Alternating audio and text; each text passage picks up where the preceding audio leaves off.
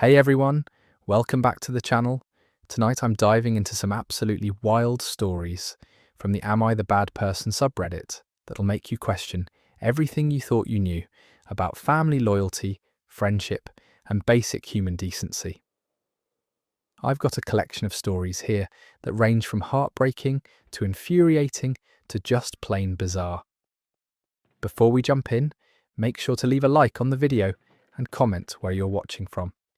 If you haven't subscribed yet, be sure to, as I narrate stories just like these every evening. Anyway, grab whatever, get comfortable, and prepare yourself. Let's start with a story that is probably one of the most insane stories I have ever read. Let me know in the comments what you think after hearing this. Oh boy. Am I the bad person for not letting my sister adopt my baby? I'm 19 and currently 6 months pregnant.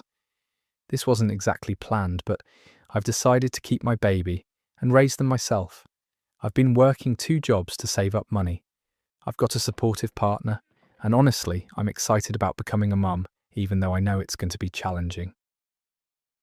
My sister Rachel is 34 and has been trying to have kids with her husband for about 5 years now. They've gone through multiple rounds of fertility treatments, suffered several miscarriages, and it's been really hard on both of them. I genuinely feel terrible for what they've been through, and I've tried to be as supportive as possible during their journey. When I first told my family about my pregnancy, Rachel's reaction was not what I expected. Instead of congratulating me or asking how I was feeling, she immediately started talking about how this was a sign from the universe. She said that maybe I was meant to be a surrogate for her family, and that since she's older and more financially stable, it would make more sense for her to raise the baby. I was shocked because I'd never indicated that I was considering adoption or giving up the baby. I told her that I was planning to keep and raise my child, but she didn't seem to hear me. She kept talking about how she had a nursery already set up, how she'd been preparing for years to be a mother, and how she could provide opportunities that I couldn't at my age. Over the next few weeks, Rachel became increasingly persistent about this idea. She started sending me articles about teenage pregnancy statistics and how challenging it is to raise a child while you're still figuring out your own life. She showed me financial calculators about the cost of raising a child and kept emphasizing how much money she and her husband had saved up for when they became parents. She also started involving other family members in her campaign. She told my parents that she was worried about me ruining my future by having a baby so young, and that the responsible thing would be to let her adopt the baby. She said it would be better for everyone involved if the baby went to a home where they could have everything they needed. My mum pulled me aside and said that Rachel had been crying to her every night about how unfair it was that I could get pregnant accidentally while she'd been trying so hard for years. She suggested that maybe I should consider Rachel's offer because it would solve everyone's problems. I could finish school and start my career. Rachel could finally become a mother, and the baby would have a stable home. I told my mum that this was my baby and my decision, and that I wasn't interested in giving up my child just because Rachel couldn't have her own. My mum said I was being selfish and not thinking about what was best for the baby. She said that love wasn't enough to raise a child, and that I should be realistic about my limitations as a teenage parent. Rachel then started getting more aggressive in her approach. She offered to pay all my medical expenses and give me money for college if I would agree to let her adopt the baby. When I refused, she said I was being cruel and punishing her for something that wasn't her fault. She accused me of flaunting my fertility and not caring about family. The situation reached a breaking point last week when Rachel showed up at my apartment with adoption papers. She said she'd already spoken to a lawyer and that the process could be really simple if I just signed the documents. She had everything prepared, including a financial arrangement that she thought was generous. I told her absolutely not and asked her to leave. She started crying and saying that I was destroying her dreams and that she deserved to be a mother more than I did. She said she'd been preparing for this her whole adult life, while I was just a kid who got careless. She said the baby would be better off with parents who actually planned for them and could provide stability. Rachel said that if I really loved this baby, I would want what was best for them, and what was best was being raised by her and her husband. She accused me of being immature and selfish for wanting to keep a child I wasn't ready for, just to spite her. I finally lost my temper and told her that my baby wasn't a consolation prize for her infertility struggles, and that she needed to stop trying to guilt me into giving up my child. I said that her inability to get pregnant didn't give her rights to my baby, and that she was being manipulative and inappropriate. Rachel left in tears, and now half my family isn't speaking to me. My dad says I was unnecessarily harsh, and that I should understand how much pain Rachel is in. Several aunts and uncles have called to tell me that I should reconsider because Rachel would be a better parent than I could be at my age. My grandma even suggested that maybe this was God's way of helping Rachel become a mother, and that I should think about the bigger picture instead of being selfish. She said that in her day, young women who got pregnant often let their older relatives raise the children, and it worked out fine for everyone. Some family members have stopped inviting me to gatherings because they don't want to deal with the tension between me and Rachel. Others keep bringing up how much money Rachel and her husband have, and how they could send the baby to private schools and pay for college.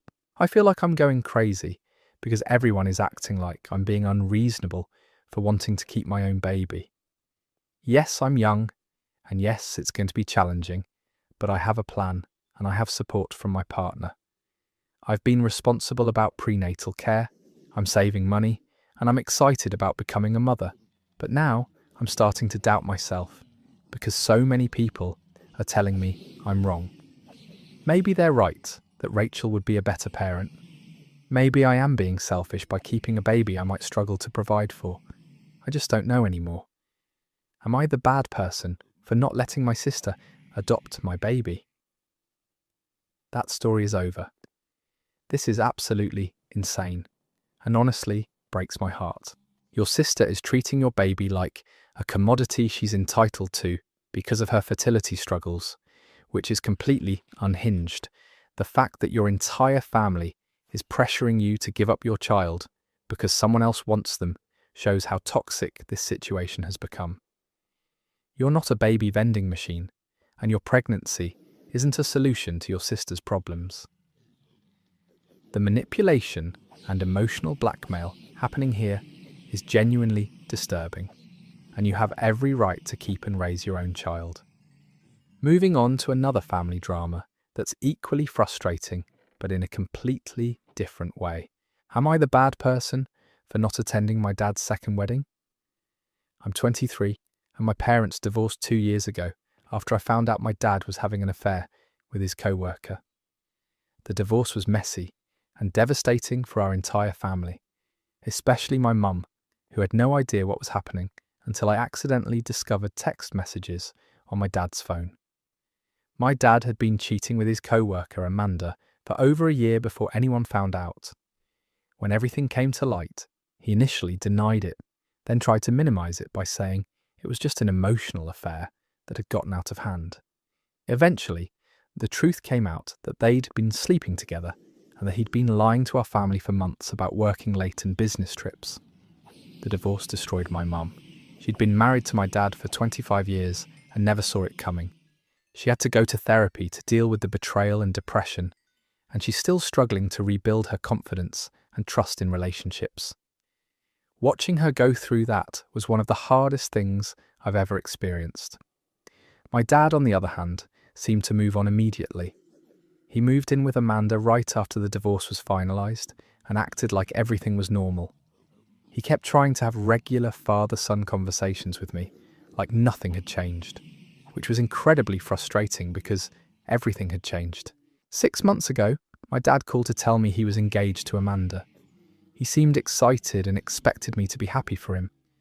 When I didn't react positively, he said he hoped I could be mature about the situation and support his happiness. He said he knew the divorce had been hard on everyone, but that he'd found love with Amanda and wanted to move forward. I told him I wasn't interested in celebrating his relationship with the woman he cheated with, and that I thought it was pretty tone-deaf of him to expect me to be excited about this engagement. He said I was holding on to anger and that I needed to forgive him and accept Amanda as part of his life. Last month I received a wedding invitation in the mail. It was this elaborate, expensive-looking invitation for a ceremony at a fancy venue.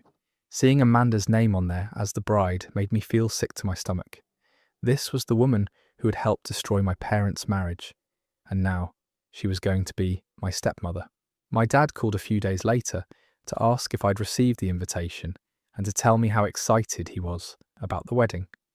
He said he really wanted me there because family was important to him, and it wouldn't be the same without his son present. He also mentioned that he was hoping I could be one of his groomsmen. I told him I wouldn't be attending the wedding. He was shocked and asked me to explain why.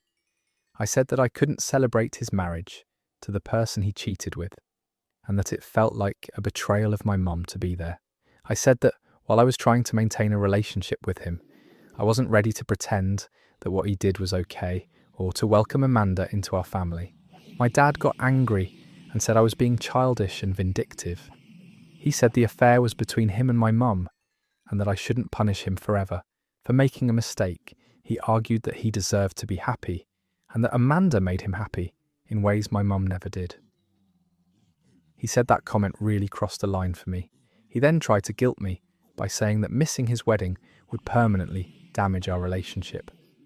He said that if I couldn't support him during one of the most important days of his life, then maybe I didn't really love him as a father. He accused me of choosing my mum's side instead of trying to maintain relationships with both parents. Several relatives have gotten involved and are pressuring me to attend the wedding. My dad's sister called to say that family feuds aren't worth it and that I should be the bigger person. She said that my dad had made mistakes, but that everyone deserves a second chance at happiness. She also mentioned that boycotting the wedding would create permanent divisions in the family. My grandparents on my dad's side have also reached out saying they're disappointed in my decision.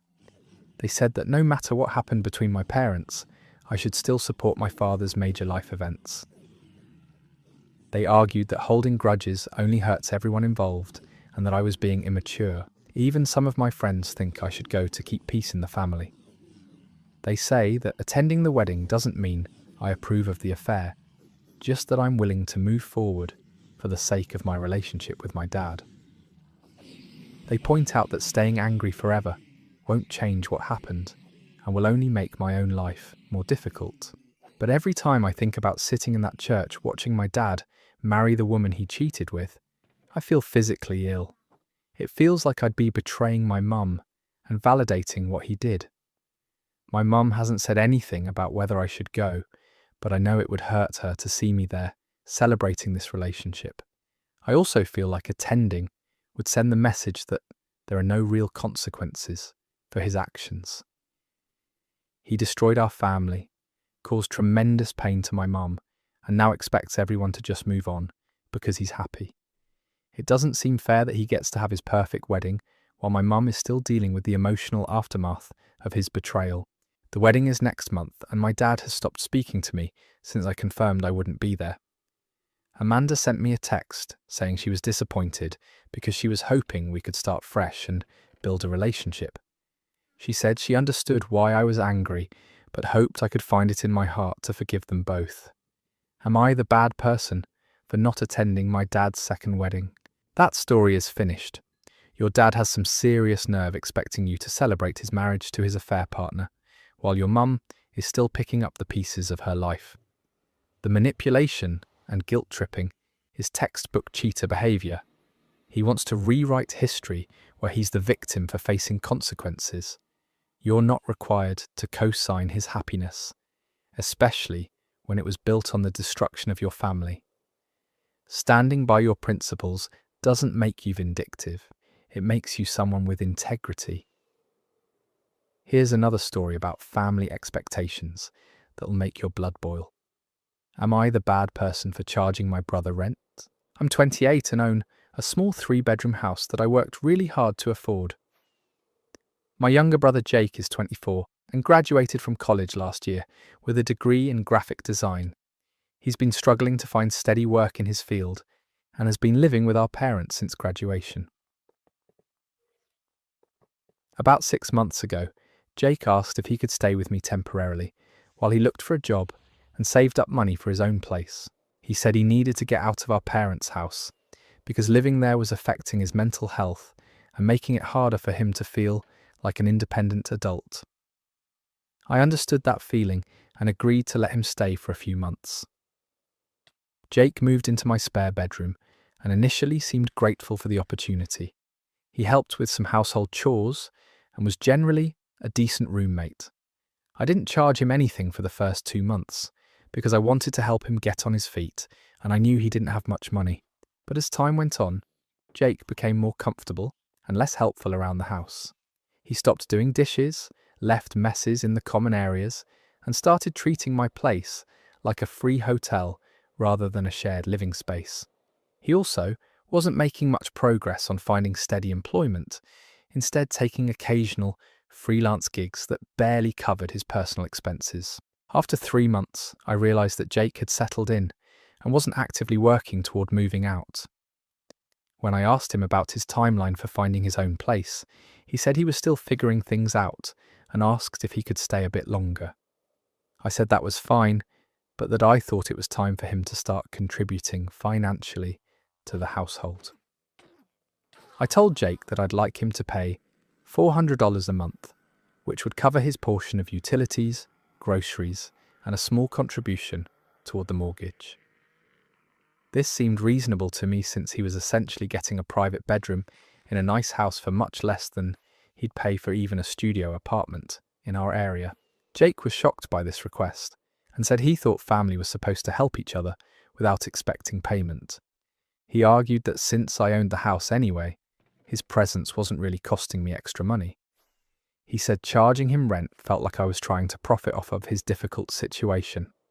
I explained that him living there did increase my utility bills, grocery costs, and general wear and tear on the house. I also pointed out that I was giving up the option to rent the room to someone else who would pay market rate, which would be closer to $800 a month. I said $400 was already a significant discount and that I thought it was fair for him to contribute something.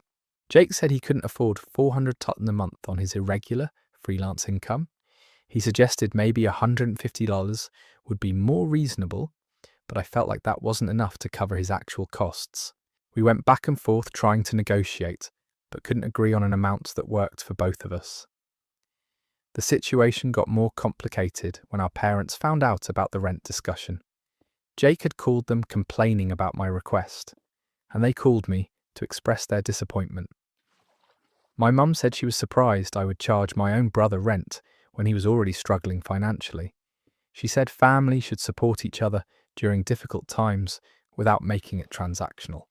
My dad agreed and said that when I was younger and needed help, they never charged me for living at home or asked me to contribute financially while I was getting established. He said that asking Jake for rent showed that I cared more about money than about helping my brother succeed. They both suggested that since I was doing well financially and owned my own home, I should be willing to support Jake until he got on his feet. They said that $400 might not seem like much to me, but it could be the difference between Jake being able to save money and being stuck in a cycle of just getting by. My older sister also got involved and sided with Jake.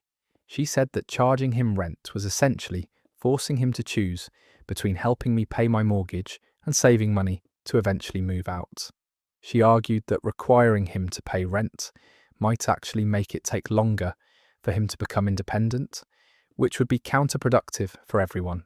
The family pressure made me start to doubt my position. Maybe I was being too harsh by asking for rent when Jake was clearly struggling.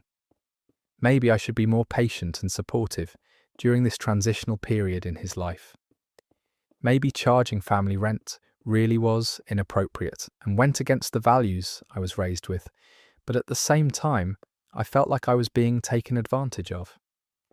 Jake had been living with me for months without contributing financially, and he didn't seem to have any urgency about finding steady work or moving toward independence. I worried that if I didn't establish some boundaries, he might end up living with me indefinitely without ever taking full responsibility for his own life.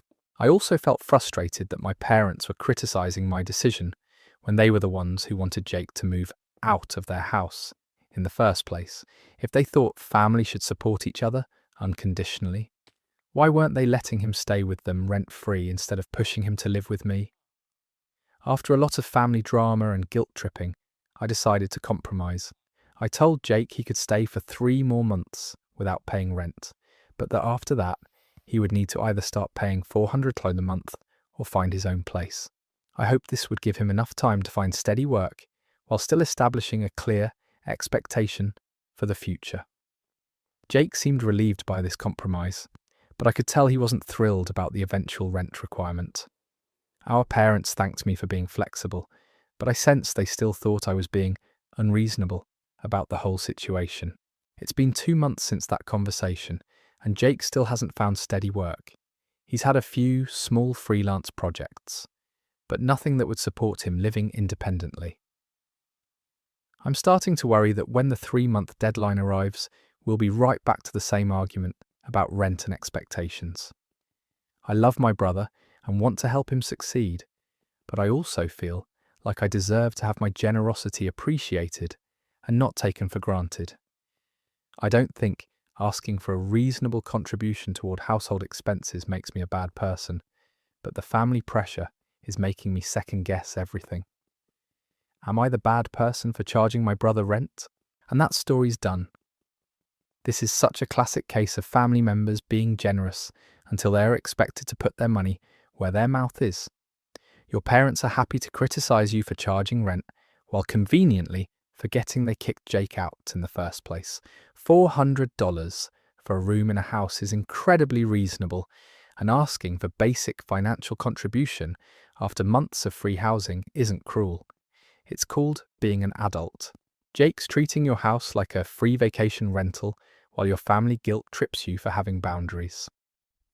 Let's jump into another story about friendship boundaries being completely trampled. Am I the bad person for telling my friend her fiancé hit on me? I'm 25, and my best friend Kelly is 26. We've been close since high school, and she's been dating her fiancé Marcus for about 3 years. They got engaged 6 months ago, and Kelly has been over the moon planning their wedding. I've always thought Marcus was a decent guy, maybe a little too flirty for someone in a serious relationship, but nothing that seemed like a major red flag. Kelly is head over heels for him and constantly talks about how lucky she is to have found someone so charming and social. Last month, Kelly threw a housewarming party for the new apartment she and Marcus just moved into together. I was excited to celebrate with them and see their new place. The party was pretty big, maybe 40 or 50 people, and everyone was having a great time drinking and socializing. About halfway through the night, I went to the kitchen to grab another drink, and Marcus followed me in there. At first, we were just making normal conversation about the party and how nice their new place looked. But then he started standing really close to me and making comments about how good I looked in my dress. I tried to brush it off as him just being his usual flirty self, but then he put his hand on my lower back and said I looked better than Kelly did tonight. I immediately stepped away and told him that was inappropriate to say about his fiancée. He laughed and said he was just being honest, that he'd always thought I was more attractive than Kelly. I was shocked and didn't know how to respond. I told him he was drunk and should probably go find Kelly, but instead of backing off, he moved closer and said that if I ever wanted to hang out just the two of us, he'd love to take me to dinner. He said Kelly never had to know and that he thought there had always been chemistry between us. I told him absolutely not and that he was being completely inappropriate. I said he was engaged to my best friend and that I would never do anything to hurt her. Marcus just shrugged and said the offer was always open if I changed my mind. I left the kitchen immediately and tried to act normal for the rest of the party, but I felt sick to my stomach. I kept watching Marcus interact with Kelly and seeing how happy and trusting she looked with him. She had no idea that her fiancé had just propositioned her best friend in their own kitchen. For the next few weeks, I agonized over whether I should tell Kelly what happened. Part of me worried that maybe Marcus was just really drunk and didn't mean anything by it. Maybe it was just a stupid mistake that would never happen again. But another part of me felt like Kelly deserved to know what kind of person she was planning to marry. The decision was made for me when Marcus started texting me. At first the messages were casual, asking how I was doing and making small talk, but then they became more flirtatious. He'd send me photos of places he wanted to take me and compliment my social media posts in ways that crossed the line. I never responded to any of these messages, but I screenshot everything in case I needed proof later. The texts made it clear that his behaviour at the party wasn't just a drunken mistake. He was actively pursuing me behind Kelly's back while planning a wedding with her. I finally decided I had to tell Kelly the truth. I asked if we could meet for coffee and said I had something important to discuss with her. When we sat down, I showed her the screenshots of Marcus's messages and told her about what happened at the housewarming party. Kelly's initial reaction was complete shock. She stared at the messages for a long time without saying anything. Then she started asking me questions about the timeline and whether I had encouraged Marcus in any way. I assured her that I had never flirted with him or given him any indication that I was interested. But instead of being angry at Marcus, Kelly started getting angry at me. She accused me of trying to sabotage her relationship because I was jealous of her engagement. She said that if Marcus was really hitting on me, I should have shut it down more forcefully instead of letting it continue. Kelly said she found it suspicious that I waited so long to tell her, and that I had screenshot the messages instead of just blocking him immediately. She suggested that maybe I had been encouraging the flirtation and was now having second thoughts because the wedding was getting closer. I was devastated by her reaction. I tried to explain that I'd only kept the evidence because I knew she might not believe me otherwise, and that I had been struggling with whether to tell her because I didn't want to hurt her. But Kelly said that real friends would have told her immediately instead of keeping secrets. She accused me of enjoying the attention from her fiancé and said that if I was really her friend, I would have handled the situation differently. Kelly said she was going to talk to Marcus about the messages, but that she thought there was probably some misunderstanding or miscommunication. A few days later, Kelly called to say that she had spoken with Marcus and that he explained everything. According to him, he had been trying to include me more in their friend group because he thought I seemed lonely. He said the messages had been misinterpreted and that he was just being friendly. Kelly said Marcus was hurt that I had taken his friendliness the wrong way and turned it into something inappropriate. She said he felt bad that I was uncomfortable, but that he had never intended anything romantic or sexual. She seemed to completely buy his explanation. Kelly told me that Marcus had agreed to keep his distance from me to avoid any further misunderstandings, but that she was disappointed in how I had handled the situation. She said she expected better communication from her best friend, and that going behind her back with screenshots felt manipulative. Since then, our friendship has been strained. Kelly still talks to me, but things are awkward, and she's much less open about her relationship and wedding planning. She's also made several comments about people who try to create drama in other people's relationships. I feel like I'm in an impossible situation. I know what Marcus said to me, and I have proof of his inappropriate messages, but Kelly has chosen to believe his version of events. I'm worried that she's making a huge mistake by marrying someone who would hit on her best friend, but she doesn't want to hear it. Several mutual friends know about the situation, and they're divided. Some think I did the right thing by telling Kelly the truth, even though she didn't react well. Others think I should have handled it differently, or just stayed out of their relationship entirely.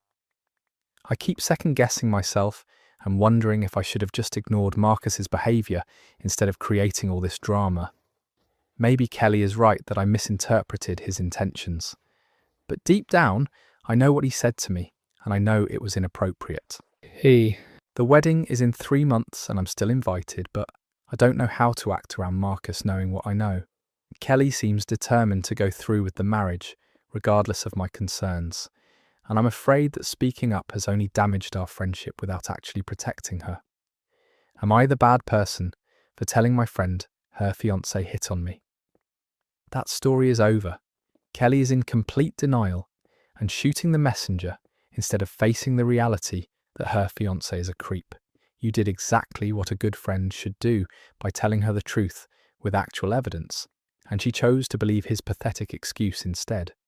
Sometimes people don't want to be saved from their own bad decisions, and there's nothing you can do about it except know you tried to protect someone you cared about.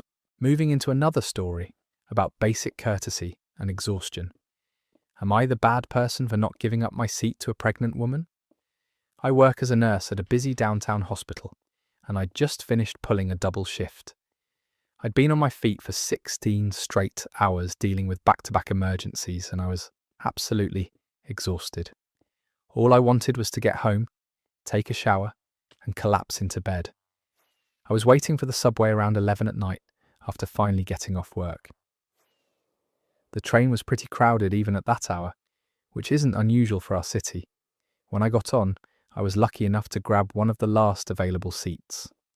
I sat down, closed my eyes, and just tried to decompress from the incredibly stressful day I'd had. About 3 stops later, a pregnant woman got on the train. She looked to be pretty far along, maybe 7 or 8 months, and she was clearly looking around for an empty seat. The train was packed at this point, and there weren't any seats available. I noticed her standing near where I was sitting, but I was honestly so tired that I could barely keep my eyes open. I'd been dealing with medical emergencies all day, had skipped lunch because we were so busy, and my feet were killing me from standing for so many hours straight. The pregnant woman made eye contact with me, and I could tell she was hoping I would offer her my seat. I felt bad for her situation, but I also felt like I could barely function at that point. I'd been working to help people all day, and I just needed those few minutes to rest before I had to walk home from the station. I pretended not to notice her looking at me and kept my eyes closed. I figured someone else would offer their seat, or maybe a seat would open up at the next stop.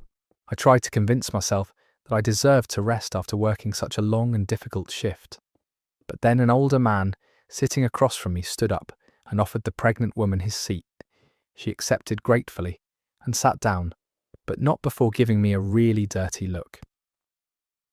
The older man also glanced at me with obvious disapproval before standing near where the pregnant woman had been. I immediately felt guilty about the whole situation. Here was this elderly man giving up his seat while I, a young healthy person, stayed seated. I could feel other passengers looking at me judgmentally, and I started to wonder if I had made the wrong choice. The guilt got worse when I heard the pregnant woman talking to the man who had given her his seat.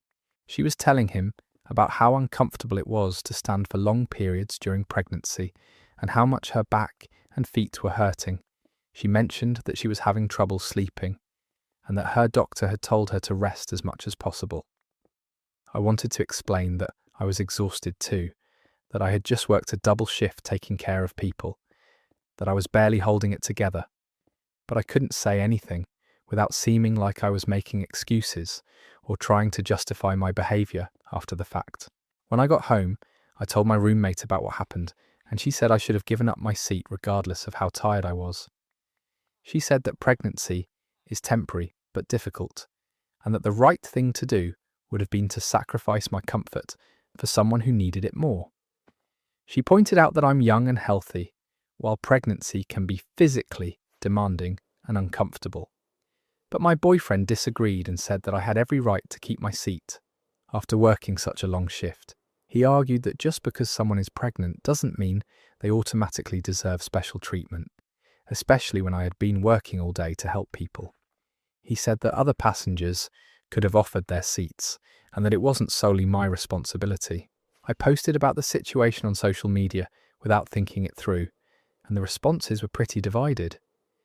Some people said I was selfish and heartless for not helping a pregnant woman. They argued that basic human decency requires helping people who are more vulnerable regardless of your own situation. Others defended my decision and said that being tired from work is a valid reason to need a seat. They pointed out that I had been serving the community all day as a healthcare worker and deserved some consideration for my own well-being. Some people mentioned that pregnancy is a choice, while working is often a necessity. The comments got pretty heated, with people calling each other names and making assumptions about everyone's character and values. Some people said that anyone who wouldn't give up their seat to a pregnant woman was a terrible person with no empathy. Others said that pregnant women shouldn't expect special treatment just because of their condition. My mum weighed in and said she was disappointed in my behaviour. She said she had raised me to be considerate of others, and that keeping my seat was selfish and unkind. She mentioned that when she was pregnant with me, strangers were always offering her seats and help, and that it was sad how inconsiderate people had become. But my dad sided with me and said that working double shifts is exhausting, and that I shouldn't feel guilty for taking care of my own needs. He pointed out that I spend my career helping people, and that it's okay to prioritise my own well-being sometimes. The whole situation has been bothering me for weeks now. I keep replaying it in my head and wondering if I made the wrong choice. Maybe I should have been more considerate despite being exhausted. Maybe my tiredness wasn't a good enough reason to stay seated when someone else clearly needed the seat more. On the other hand, I feel like I work really hard to help people, and that I deserve some consideration for my own physical needs. I wasn't trying to be mean or inconsiderate. I was just completely drained and needed to rest for a few minutes. I'm worried that this incident reflects poorly on my character and that I'm more selfish than I thought I was. But I'm also frustrated that people seem to think I should sacrifice my own comfort regardless of my circumstances. Am I the bad person for not giving up my seat to a pregnant woman? That story ends there. This is such a tough situation because both people genuinely needed that seat. You'd been on your feet for 16 hours, saving lives while she was dealing with pregnancy discomfort. The real villain here is a transit system that doesn't have enough seating for people who need it. Sometimes there are no perfect choices, just exhausted humans trying to get through their day. The fact that you still feel guilty about it shows you're not heartless, just human. Let's move to a story about academic boundaries and freeloading classmates. Am I the bad person for refusing to share my college notes? I'm a junior majoring in biochemistry, and I take my studies really seriously. I attend every single lecture, participate in discussions, and spend hours each week organising and reviewing my notes. My GPA is currently a 3.8, and I'm hoping to get into medical school after graduation. There's a guy in several of my classes named Marcus who has a completely different approach to college. He rarely shows up to lectures, doesn't participate in class discussions, and seems to treat school like it's optional. When he does show up, he usually rolls in late, sits in the back, and spends most of the time on his phone or laptop doing non-academic stuff. About halfway through the semester, Marcus started reaching out to me, asking if he could borrow my notes from classes he'd missed. At first, it was just occasional requests for specific lectures when he'd been sick or had some kind of emergency. I felt bad for him and shared my notes because I thought he was going through a rough patch. But then the requests became more frequent, and it became clear that Marcus was just skipping classes regularly and expecting me to fill him in on everything he missed. He'd text me after every lecture asking for my notes, even when I'd seen him on campus earlier that day doing non-academic activities. What really bothered me was that Marcus never seemed grateful for my help. He'd just ask for the notes like it was something he was entitled to, and he never offered anything in return. He didn't offer to study together, help with assignments, or even just say thank you most of the time. It felt like he was treating me like his personal note-taking service. The situation got worse as midterms approached. Marcus started asking not just for lecture notes, but also for my study guides, practice problems I'd worked through, and even my previous exam answers to use as study materials. He basically wanted me to hand over everything I'd worked on throughout the semester. When I hesitated to share all of my study materials, Marcus got pushy about it. He said that sharing notes was just what classmates do for each other, and that I was being selfish by hoarding information. He pointed out that we were all in this together, and that helping each other succeed should be the priority. He also tried to guilt me by saying that he was struggling financially and couldn't afford to miss work to attend every lecture. He claimed that he had to choose between going to class and paying his bills, and that classmates with more privilege should help out those who were less fortunate. I felt conflicted because I do believe in helping people who are struggling, but I also felt like Marcus was taking advantage of my hard work. I spend hours every week attending classes, taking detailed notes, and creating study materials. It didn't seem fair that he could just skip all of that work and still benefit from my efforts. The breaking point came right before our organic chemistry midterm. Marcus texted me, asking for all of my notes from the past month, plus my study guide and practice problems. He said he really needed to do well on this exam and was counting on my help to catch up on everything he'd missed. I told him that I wasn't comfortable sharing all of my study materials and that he should attend classes if he wanted access to the information. I suggested that he could get notes from the professor's office hours or form a study group with other students who actually attended lectures. Marcus got really angry and accused me of being selfish and competitive. He said that I was sabotaging other students' success because I wanted to make sure I had better grades than everyone else. He claimed that my refusal to help was the reason he might fail the class. He also started telling other students that I was refusing to share notes and painting me as someone who didn't care about helping classmates. Some people sided with him and said that sharing notes was basic courtesy among students. They made me feel like I was being unreasonably stingy with information. But other students understood my position and pointed out that Marcus never attended class or contributed anything to study groups. They said that expecting someone else to do all the work while you skip classes was unfair and that I had every right to keep my own study materials. My roommate thinks I should just share the notes to avoid drama, even if Marcus is being unreasonable.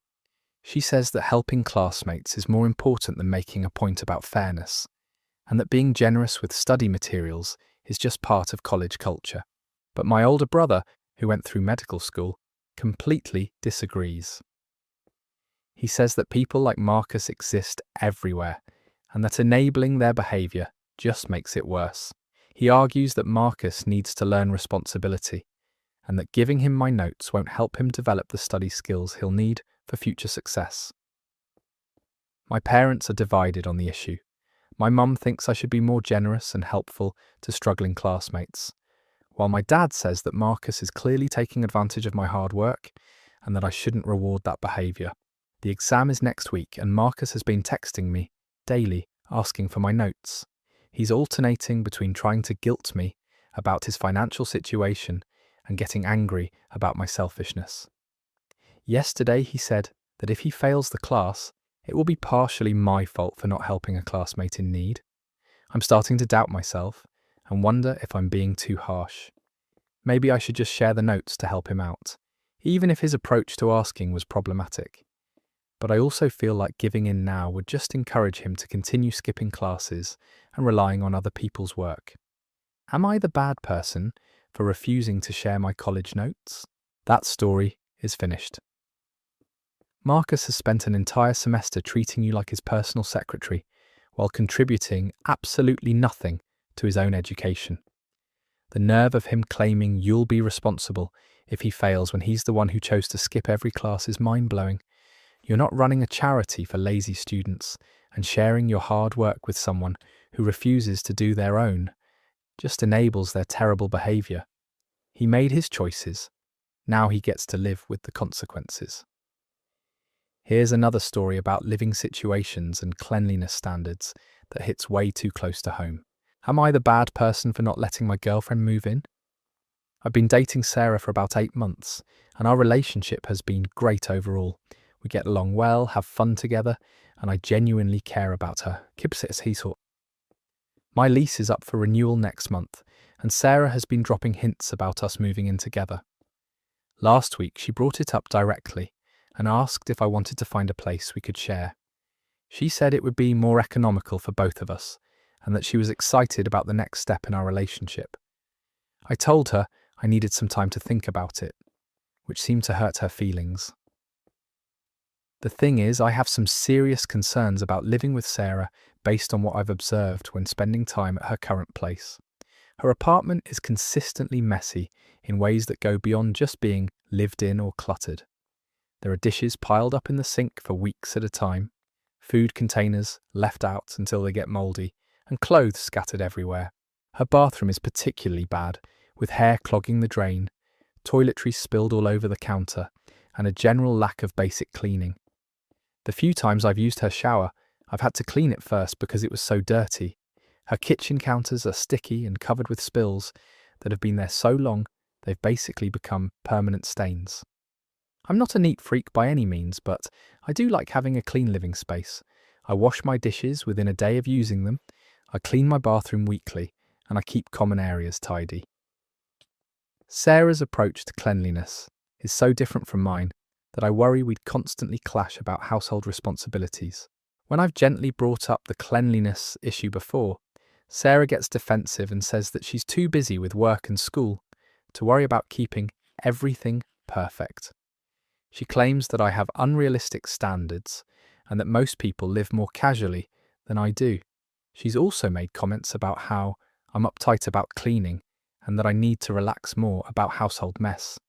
But it's not just about different cleanliness standards. I've noticed that when Sarah stays at my place, she doesn't clean up after herself there either. She'll leave dishes in my sink, doesn't make the bed after sleeping over, and has left personal items scattered around my apartment. When I ask her to clean up, she says she'll do it later, but later never seems to come. I've tried having conversations about expectations for shared living spaces, but Sarah seems to think I'm being controlling or unreasonable. She says that relationships require compromise and that I should be more flexible about these kinds of things. She argues that there are more important things to worry about than whether dishes get washed immediately. After thinking about it for a week, I told Sarah that I didn't think we should move in together yet. I explained that I had concerns about our different approaches to household maintenance and that I thought we should work on finding a better balance before sharing a living space. Sarah was really hurt and angry about my decision. She accused me of rejecting her and our relationship over something trivial like housework. She said that if I really loved her, I would be willing to compromise on these kinds of details instead of letting them prevent us from taking the next step together. She also said that my refusal to live with her felt like I was ashamed of her, or that I didn't see a future for our relationship. She pointed out that most couples eventually move in together, and that my reluctance suggested I wasn't as committed as she thought I was. When I tried to explain that it wasn't about rejecting her but about practical concerns, Sarah said I was making excuses. She claimed that I was using cleanliness as a way to avoid deeper commitment, and that I was being shallow for focusing on household chores instead of our emotional connection. Sarah's friends have gotten involved, and several of them have told me that I'm being unreasonable.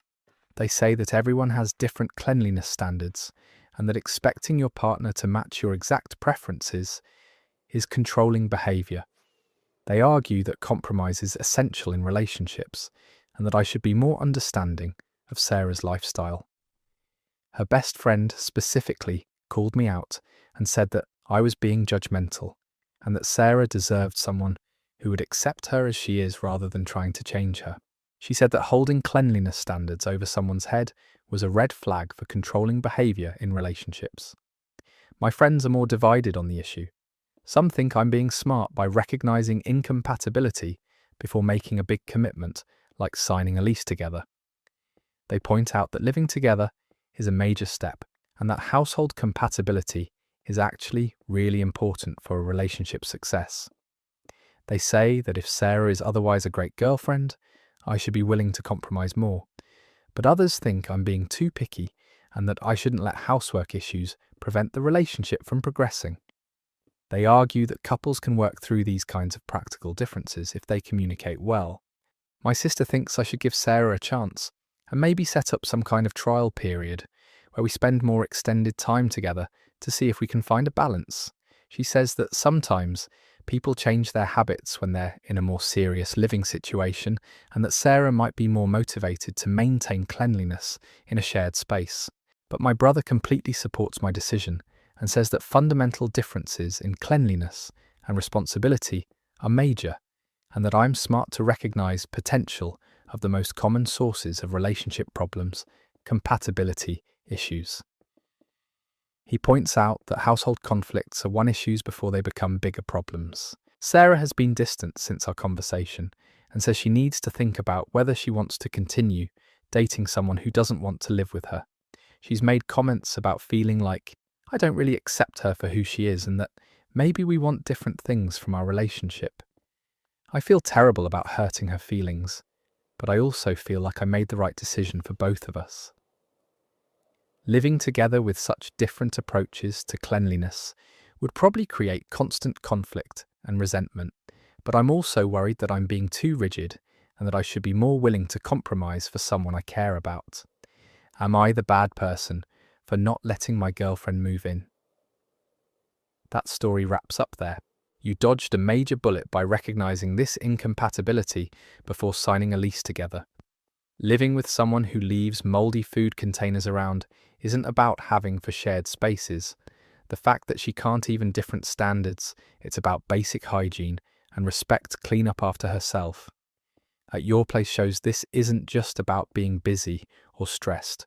Her friends calling you controlling for having basic cleanliness expectations tells you everything you need about the kind of support system she has enabling this behavior.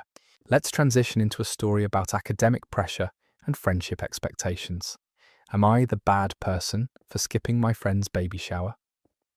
I'm 21 and a college senior majoring in engineering. Finals week was coming up, and I had 3 major exams, including my capstone project presentation that was worth 30% of my final grade. I needed every available hour to prepare. My friend Jessica, who I've known since high school, has been pregnant for about 7 months and planned her baby shower for the Saturday, right in the middle of my finals week. She sent out the invitations 2 months ago, and when I got mine, I immediately texted her explaining that I had finals that week and asking if there was any way we could celebrate separately afterward.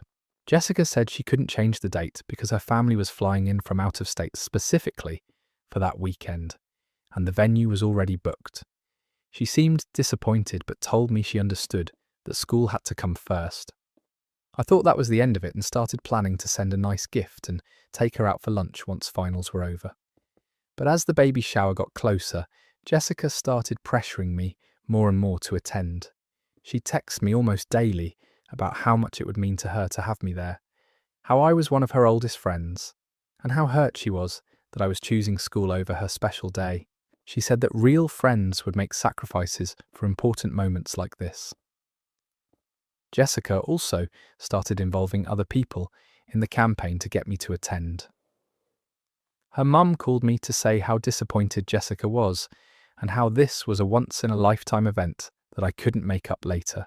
Several of our mutual friends from high school reached out saying I should just study extra hard the week before and take the Saturday off to be there for Jessica. The pressure really intensified when Jessica started posting on social media about how sad she was that some of her closest friends wouldn't be at her shower. She never mentioned me by name, but it was obvious she was talking about me since I was the only one who had said I couldn't attend. People started commenting, asking who would miss such an important event, and I felt like she was publicly shaming me. 2 weeks before the shower, Jessica called me crying.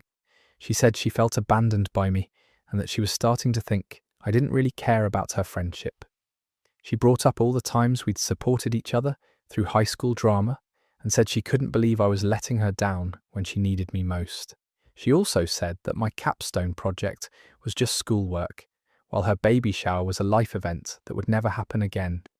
She argued that I could always retake exams or make up assignments, but I could never make up missing her shower. She said that if I really cared about her and the baby, I would find a way to be there. I tried to explain that my capstone project wasn't something I could just reschedule, and that failing my finals could seriously impact my ability to graduate on time.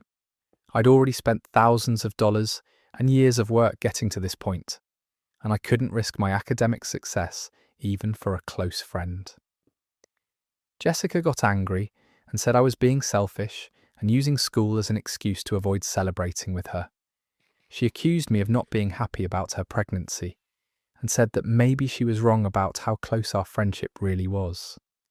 She said that the people who truly cared about her would prioritize her over their own convenience. The week of finals arrived and I spent every waking moment studying and preparing for my exams. I sent Jessica a beautiful baby gift with a heartfelt note explaining how sorry I was to miss the shower and how excited I was to meet her baby. I promised to take her out for a special celebration once my finals were over. But Jessica didn't respond to my gift or my message. When I checked social media after my last exam, I saw pictures from her baby shower that looked absolutely beautiful. Everyone seemed to have had a wonderful time, and Jessica looked radiant and happy surrounded by friends and family. I texted Jessica, congratulating her on what looked like an amazing shower and asking when we could get together to celebrate. She read the message but didn't respond. When I tried calling a few days later, she let it go to voicemail and didn't call back. It's been 3 weeks since the baby shower and Jessica still won't talk to me. Our mutual friends say she's really hurt, that I missed such an important event, and that she feels like I chose school over our friendship. Some of them think I should have found a way to attend, even if it meant studying less for finals. But others understand that finals week is incredibly stressful and that academic commitments can't always be rescheduled. They think Jessica is being unreasonable by expecting me to risk my graduation for a party, even if it was an important one. My family is divided on the issue. My mum thinks I made the right choice by prioritising my education, especially since I'd explained the conflict months in advance. But my aunt thinks I should have made more of an effort to attend, since friendships require sacrifice and compromise. I feel terrible about hurting Jessica's feelings, but I also feel like I made the responsible choice by focusing on my finals. I worked really hard to maintain my GPA and couldn't risk everything I'd worked for, even for a close friend. But I'm also worried that I've permanently damaged our friendship by missing such an important milestone in her life. I keep wondering if there was some way I could have managed both the shower and my studies, or if I should have been more flexible about my schedule. Maybe Jessica is right that real friends would have found a way to be there, regardless of other commitments. Am I the bad person for skipping my friend's baby shower? That story is over. Jessica is acting like you chose to skip her shower to go to a party instead of recognizing you were literally trying to graduate college. Finals week isn't some casual commitment you can reschedule around social events. The manipulation tactics and public shaming show she was more interested in controlling you than understanding your situation. Sometimes friendships don't survive major life transitions, and that might be what's happening here. You made the right call protecting your future, even if it cost you a friendship. Moving to another story about family obligations and vacation timing that's going to make you question everything. Am I the bad person for refusing to cancel my vacation?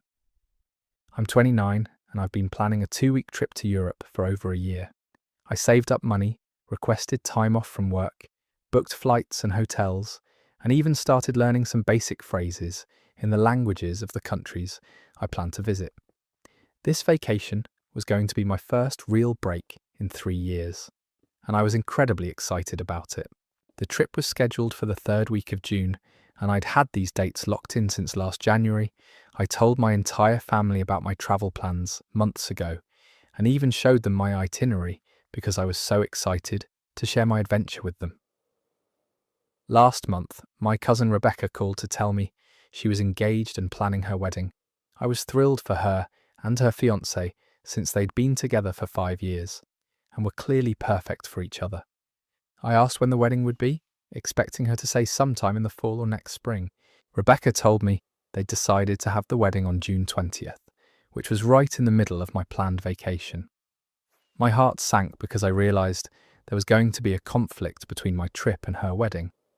I explained that I had a non-refundable vacation planned for those exact dates and asked if there was any flexibility in their wedding timeline. Rebecca seemed surprised that I had travel plans and said she hadn't realised I'd be unavailable that week. She asked if I could change my vacation dates to accommodate the wedding, since family events should take priority over personal trips. She said that weddings were once-in-a-lifetime events, while vacations could happen anytime. I explained that changing my travel dates would cost me thousands of dollars in cancellation fees and rebooking costs.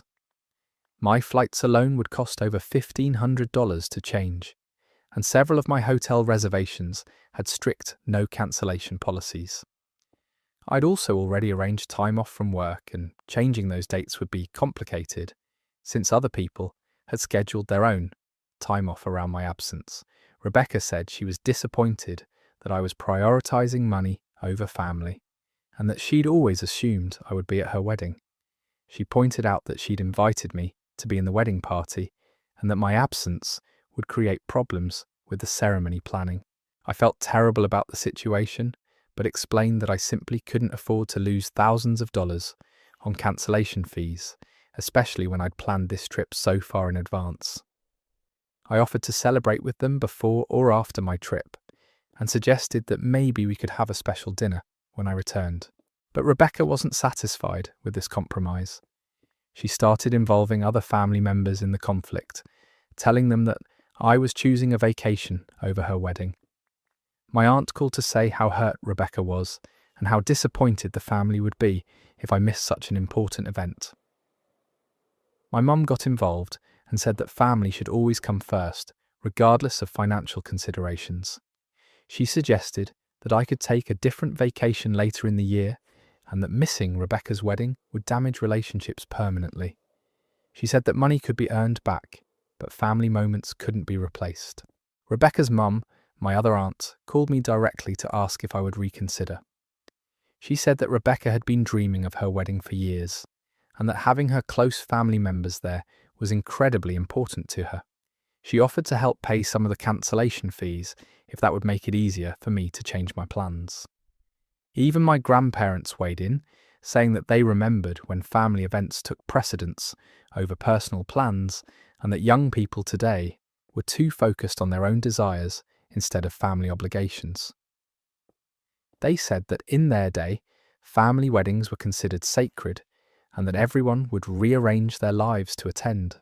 The pressure from my family was intense, but I also felt like they weren't understanding the financial reality of my situation. I'd worked extra hours for months to save up for this vacation, and losing thousands of dollars would seriously impact my finances for the rest of the year. I also felt frustrated that Rebecca had chosen wedding dates without checking with key family members first. If she'd asked me before booking the venue, I could have told her about my travel plans and we could have found dates that worked for everyone. But now she was expecting me to absorb major financial losses because of her poor planning. When I stood firm on keeping my vacation dates, Rebecca got really upset. She said that my refusal to attend her wedding showed that I didn't really care about her or value our family relationships. She accused me of being selfish and putting my own pleasure ahead of family obligations. She also said that having a key family member missing from her wedding photos would always remind her of my selfishness, and that she would never forget that I chose a vacation over her special day. She said that other family members were questioning my priorities, and that my absence would create awkward conversations during the reception. Some cousins and family friends have reached out saying they think I should find a way to attend the wedding, even if it means financial sacrifice.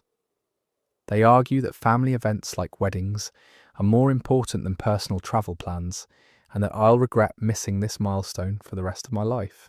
But a few people understand my position and think Rebecca should have checked with important family members before setting her wedding date. They point out that expecting someone to lose thousands of dollars on short notice isn't reasonable, especially when the conflict could have been avoided with better communication. My best friend thinks the whole situation is ridiculous and that Rebecca is being manipulative by involving the entire family in pressuring me. She says that adults should be able to make their own decisions about how to spend their time and money without family guilt trips. The wedding is next month, and I'm still planning to go on my vacation as scheduled. But the family drama has really dampened my excitement about the trip. I keep wondering if I'm making a huge mistake that will permanently damage my relationships with people I care about. Rebecca has stopped speaking to me entirely, and several family members have made comments about how disappointed they are in my choice. Some have even suggested that I shouldn't bother coming to future family events if I can't prioritize family when it really matters. I feel caught between financial reality and family expectations. I genuinely can't afford to lose thousands of dollars on this trip, but I also don't want to hurt Rebecca or damage my family relationships. I keep second-guessing myself and wondering if I should just take the financial hit to keep peace in the family. Am I the bad person for refusing to cancel my vacation? That story comes to a close. Rebecca planned her wedding without checking if important people were available, then had the nerve to demand you eat thousands of dollars in fees to fix her mistake. The family pile on about money not being as important as families rich coming from people who apparently aren't offering to cover your losses. You planned responsibly a year in advance while she gave you 1 month's notice and expects you to just absorb the consequences of her poor planning. Sometimes being family means understanding that people have their own lives and commitments. Here's our next story about financial boundaries and medical emergencies that'll test every belief you have about family obligations. Am I the bad person for not paying for my mum's surgery? I'm 28 and work as a teacher, so I don't make a huge salary, but I manage my money carefully and have been slowly building up my savings. My mum is 61 and was recently diagnosed with a condition that requires surgery. The procedure isn't considered emergency surgery, but it would significantly improve her quality of life and prevent the condition from getting worse over time. The problem is that my mum's insurance won't fully cover the surgery. She'd have to pay about $12,000 out of pocket, which she doesn't have. She's been working part-time retail jobs for the past few years and hasn't been able to save much money. She's always lived paycheck to paycheck and never prioritized building an emergency fund. When my mum found out about the surgery costs, she immediately called me and my 2 siblings asking if we could help pay for the procedure. My older brother Mark makes good money as an engineer and said he could contribute about $4,000. My younger sister, Jenny, is still in grad school and can't afford to help much, but she offered to contribute $500. That left about $7,000 that still needed to be covered. My mum looked at me expectantly and said she was hoping I could pay the remaining balance since I don't have kids or major expenses like my siblings do. She said that since I'm single and rent an apartment, I probably have more disposable income than Mark, who has a mortgage and 2 children. The thing is, I do have the money in my savings account. I've been carefully setting aside money for years with the goal of eventually buying a house. I'm finally at the point where I have enough for a down payment on a modest home, which has been my dream for as long as I can remember. Giving my mum $7,000 would wipe out most of my house fund and set me back years in my home ownership goals. I told my mum that I couldn't afford to pay for her surgery and that she should look into payment plans with the hospital or consider getting a medical loan. She was shocked and hurt by my response.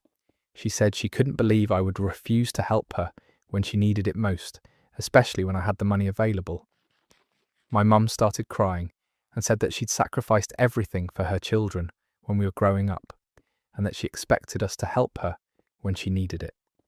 She reminded me of all the times she'd helped me financially during college and when I was starting my career. She said that family should always come first and that my house could wait. She also pointed out that her condition would only get worse without the surgery, and that delaying treatment might mean more expensive procedures in the future. She said that if something happened to her because I wouldn't help pay for the surgery, I would have to live with that guilt for the rest of my life. My siblings got involved and had different opinions about the situation. Mark thought I should help since I have the money available and no major financial obligations. He said that our mum's health should be the priority and that I could always save up for a house again later. But Jenny understood my position and thought it was unfair for Mum to expect me to give up my entire savings for her surgery. She pointed out that Mum had never been good with money, and that giving her thousands of dollars wouldn't teach her to be more responsible about planning for medical expenses. My mum started telling extended family members about the situation, painting me as the selfish daughter who wouldn't help pay for her mother's surgery, despite having the money. Several aunts and uncles called to express their disappointment in me and to ask why I was prioritizing buying a house over my mother's health. My grandmother was particularly harsh and said she was ashamed of how I was treating my mother. She said that in her generation, children always took care of their parents, and that my selfishness was disgraceful. She threatened to write me out of her will if I didn't step up and help my mum. The family pressure was intense, but I also felt like I was being manipulated into giving up everything I'd worked for. I'd been responsible about saving money and planning for my future, while my mum had never prioritized financial planning or building an emergency fund. Now I was expected to bail her out at the cost of my own dreams. I also worried that if I gave my mum the money for this surgery, she would expect me to pay for future medical expenses or other emergencies. She'd never learned to manage money properly, and I was concerned that helping her now would just enable her poor financial habits. After a lot of agonizing, I decided to stick with my original position. I told my mum that I couldn't afford to pay for her surgery and that she needed to explore other options. I suggested she talk to the hospital about payment plans, look into medical loans, or consider having the surgery at a different facility that might be less expensive. My mum was devastated by my final answer. She said that she felt abandoned by her own daughter and that she couldn't believe I would choose money over her well-being. She accused me of being greedy and selfish and said that she was questioning whether she'd raised me to have the right values. She also said that she might not be able to afford the surgery at all without my help, and that her health would deteriorate because I was too selfish to help her. She said that if something happened to her, it would be my fault for refusing to help when I had the means to do so. The rest of my family is still divided on the issue. Some relatives think I'm being reasonable by protecting my savings and that my mum should have planned better for medical expenses. Others think I'm heartless for refusing to help my mother when she's facing a health crisis. My mum has barely spoken to me since I gave her my final answer.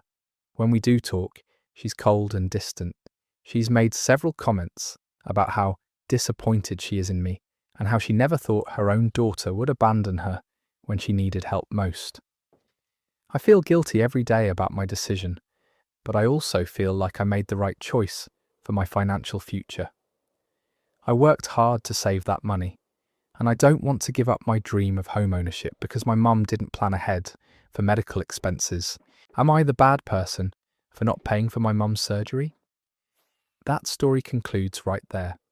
Your mum spent decades not saving for emergencies and now expects you to sacrifice years of careful planning to fix her problem. The emotional manipulation about her health deteriorating and it being your fault is particularly cruel. You're not responsible for funding other people's medical expenses just because you've been financially responsible while they haven't. The fact that she's getting the whole family involved to pressure you instead of exploring actual medical financing options shows this is more about control than necessity. Let's move into a story about household responsibilities that's going to make you want to throw something. Am I the bad person for throwing away my roommate's mouldy food? I live with my roommate Darren, who's honestly a pretty good guy most of the time. We get along well, split bills fairly, and generally respect each other's space. But there's one issue that's been driving me absolutely insane for months, and it finally came to a head last week. Darren has this habit of buying groceries and then completely forgetting about them. He'll go shopping on Sunday, fill up the fridge with fresh produce, meat, dairy products, and leftovers from restaurants. Then he'll eat out for the next week and completely ignore everything he bought. I've watched this cycle repeat itself dozens of times over the past year. The problem is that when Darren forgets about his food, it doesn't just disappear, it sits in our shared refrigerator, rotting and growing mold until it becomes a biohazard. I'm talking about containers of takeout that have been sitting there for 3 weeks, vegetables that have turned into unidentifiable black mush, and milk that expired 2 months ago. I've brought this up with Darren multiple times, asking him to clean out his old food before it goes bad. He always agrees and says he'll be better about it, but nothing ever changes. He'll throw away 1 or 2 items and leave the rest to continue decomposing in our fridge. The situation reached a breaking point last week when I opened the refrigerator to get some orange juice and was hit with the most disgusting smell I've ever encountered. There were containers of Chinese food that had been there so long they were growing what looked like fur. A bag of spinach had turned into black liquid that was leaking onto the refrigerator shelf. The smell was so bad that I actually gagged and had to step away from the fridge. I decided I'd had enough. I spent 2 hours cleaning out the entire refrigerator, throwing away everything that was mouldy, expired or rotting. I had to throw away probably 15 different containers of Darren's food, plus cleaning all the shelves with bleach because the smell had permeated everything. When Darren came home that evening, he immediately noticed that the fridge was nearly empty. He asked what happened to all his food, and I explained that I'd thrown away everything that was spoiled or mouldy. I thought he'd be grateful that I'd cleaned up the disgusting mess, but instead he got really angry. Darren accused me of throwing away his property without permission. He said that some of the food I'd thrown away was still good, and that I had no right to make decisions about his belongings. He claimed that I was being controlling and that he should have been consulted before I cleaned out the fridge. I was shocked by his reaction. I pointed out that the food was literally growing mold and that the smell was making our entire kitchen uninhabitable. I explained that I'd asked him multiple times to clean out his old food and that he'd never followed through on his promises to be more responsible. Darren said that it didn't matter how old the food was, that it belonged to him and I had no right to touch it. He accused me of being obsessive about cleanliness and said that a little mold never hurt anyone. He said that I should have just covered my nose if the smell bothered me, instead of throwing away his property. He also said that some of the containers I'd thrown away were expensive glass containers that he'd bought specifically for food storage. He demanded that I reimburse him for the containers, and for all the food I'd discarded. He calculated that I owed him over $100 for everything I'd thrown away. I told Darren that I wasn't going to pay for mouldy food and dirty containers. I pointed out that if he'd cleaned out the fridge when I'd asked him to, none of this would have been necessary. I said that letting food rot for weeks until it becomes a health hazard isn't normal roommate behaviour. Darren got even angrier and said that I was being judgmental about his lifestyle choices. He claimed that I was trying to control how he lived and that I had no right to impose my standards of cleanliness on him. He said that if I didn't like how he kept his food, I should find a different roommate. The argument escalated when Darren said he was going to start keeping his food in a separate mini fridge in his bedroom, so I couldn't throw it away anymore. I told him that was fine with me, as long as he kept his rotting food out of our shared kitchen space. Since then, Darren has been cold and distant toward me. He's been making passive-aggressive comments about me being controlling and obsessive. He's also been telling our mutual friends about the situation, painting me as someone who throws away other people's property without permission. Some of our friends think I overstepped by throwing away his food without asking first, even if it was spoiled. They say that I should have given him an ultimatum to clean it out himself before taking action. Others think Darren is being unreasonable and that mouldy food in a shared refrigerator is a legitimate health concern. My girlfriend supports what I did and says that leaving food to rot for weeks is disgusting and inconsiderate.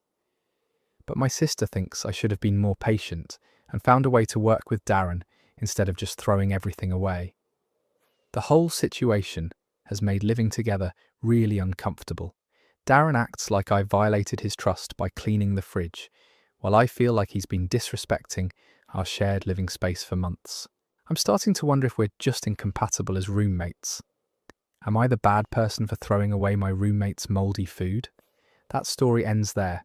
Darren's acting like you destroyed priceless artifacts instead of cleaning up a literal biohazard that was making your kitchen uninhabitable, the nerve of demanding payment for mouldy Chinese food, and claiming you're controlling for not wanting to live in a science experiment. Some people will defend their right to be disgusting rather than just clean up after themselves. Let's move to another living situation nightmare. Am I the bad person for not inviting my dad's girlfriend to graduation? I'm 22 and graduating from college next month. It's been a long journey getting my degree while working part-time jobs to pay for school, and I'm really proud of what I've accomplished. My family has been planning to attend the ceremony for months, and I was excited to celebrate this milestone with the people who supported me through college. My parents divorced when I was 16 after a really difficult period in our family. The divorce was messy and took almost 2 years to finalise. During that time, my mum struggled with depression and had to go back to work after being a stay-at-home parent for most of my childhood. It was hard watching her rebuild her life while dealing with the emotional aftermath of the marriage ending. About a year after the divorce was final, my dad started dating his current girlfriend, Linda. She's about 10 years younger than him and has a completely different personality from my mum. Where my mum is quiet and thoughtful, Linda is loud and opinionated about everything. She moved in with my dad pretty quickly, and they've been together for about 3 years now.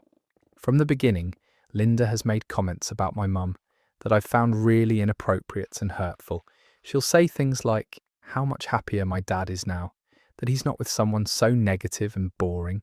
She's made jokes about my mum being too old-fashioned and not understanding how to have fun. She's even criticised my mum's parenting style and suggested that she was too overprotective when I was growing up.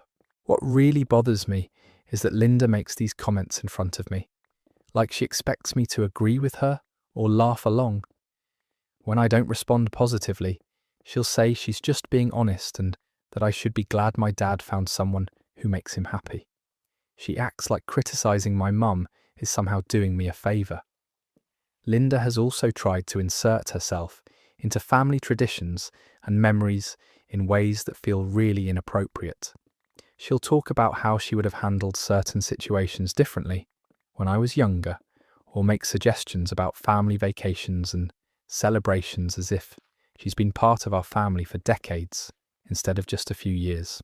Last Christmas, Linda made several comments about how sad it was that my mum was spending the holiday alone, and how pathetic it was that she hadn't found anyone new to date.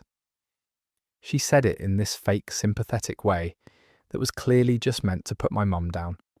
I told her that my mum was happy and that her dating life wasn't any of Linda's business. Linda got defensive and said she was just concerned about my mum's well-being, but I could tell she was more interested in making herself feel superior than actually caring about my mum's happiness. She's never shown any genuine interest in my mum's life or well-being beyond making these backhanded comments. When graduation started getting closer, my dad mentioned that he and Linda were both planning to attend the ceremony. I hadn't really thought about it before, but the idea of Linda being there started to bother me. This was supposed to be a celebration of my achievement with my family, and I didn't want someone there who constantly puts down my mum. I also realised that having both my mum and Linda at the same event would be really uncomfortable for everyone involved. My mum has always been gracious about my dad's relationship, but I know it still hurts her when Linda's around making snide comments and acting like she's replaced her in our family. Last week I called my dad and told him that I would love for him to come to graduation, but that I'd prefer if Linda didn't attend. I explained that I wanted the day to focus on celebrating my accomplishment with close family, and that having Linda there would create unnecessary tension and drama. My dad was really upset by my request. He said that Linda was part of his life now, and that excluding her from important family events was hurtful and unfair. He argued that she'd been supportive of my education and deserved to be included in celebrating my graduation. He said that if Linda wasn't welcome, then he might not come either. I tried to explain that it wasn't about Linda personally, but about keeping the day peaceful and focused on the celebration. I pointed out that Linda's tendency to make comments about my mum would probably cause problems during what should be a happy occasion. I said that there would be other opportunities for Linda to celebrate with us that wouldn't involve my mum being there. But my dad said I was being unfair to Linda and that I was letting my loyalty to my mum interfere with accepting his new relationship. He accused me of trying to punish Linda for making my dad happy and said that I needed to learn to accept that she was part of our family. Now, Linda found out about our conversation and called me directly. She was hurt and angry that I didn't want her at graduation. She said she'd always tried to be supportive of my education and that excluding her felt like a slap in the face. She accused me of being manipulated by my mum into rejecting her.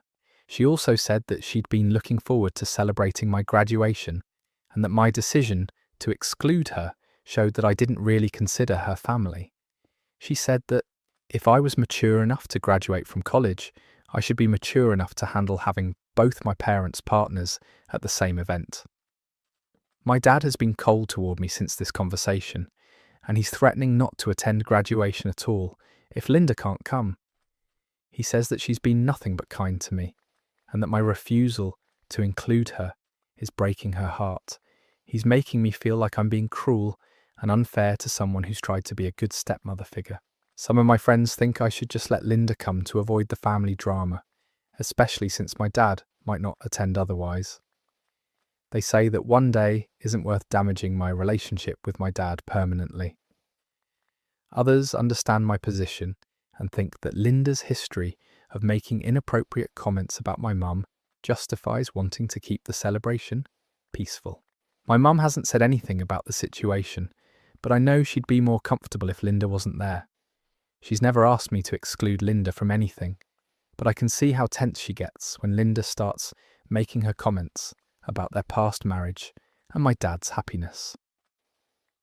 Graduation is in 3 weeks and my dad still hasn't confirmed whether he's coming. I feel like I'm being forced to choose between having my dad there or maintaining boundaries about how Linda treats my mum. I don't want to miss having my dad at such an important milestone, but I also don't want to reward Linda's behaviour by including her in family celebrations. Am I the bad person for not inviting my dad's girlfriend to graduation? That story concludes there. Linda spent 3 years insulting your mum to your face, and now she's shocked that actions have consequences. Your dad choosing to skip your graduation because his girlfriend can't come trash talk. Your mum shows exactly where his priorities lie. You're not obligated to give someone a front row seat to your achievements just because they're sleeping with your parent, especially when they've spent years being disrespectful to your family.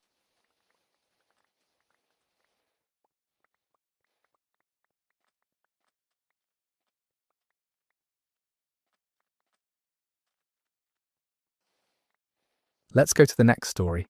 Am I the bad person for not letting my mum move in with me? I'm 28 years old and I finally bought my first house last year after saving up for what felt like forever. It's nothing fancy, just a small 2-bedroom place, but it's mine and I'm incredibly proud of it. I've been living alone and absolutely loving the independence and peace that comes with having my own space. About 3 months ago, my mum called me and said she needed to talk about something important. She explained that she was having some financial difficulties and wondered if she could move in with me temporarily, just until she got back on her feet. She said it would probably only be for a few months, maybe 6 at the most. Here's the thing about my mum. She's always been terrible with money. Growing up, we were constantly moving from apartment to apartment because she couldn't keep up with rent. She'd spend money on things we didn't need, and then act surprised when the bills came due. I love her, but watching her financial decisions throughout my childhood was honestly traumatic and taught me to be extremely careful with my own money. When she asked to move in, I told her I needed some time to think about it. I spent a week really considering the pros and cons. The truth is, I worked incredibly hard to get to where I am now. I have a good routine. I've finally created a space that feels peaceful and organised, and I'm in a really good place mentally. I also know my mum.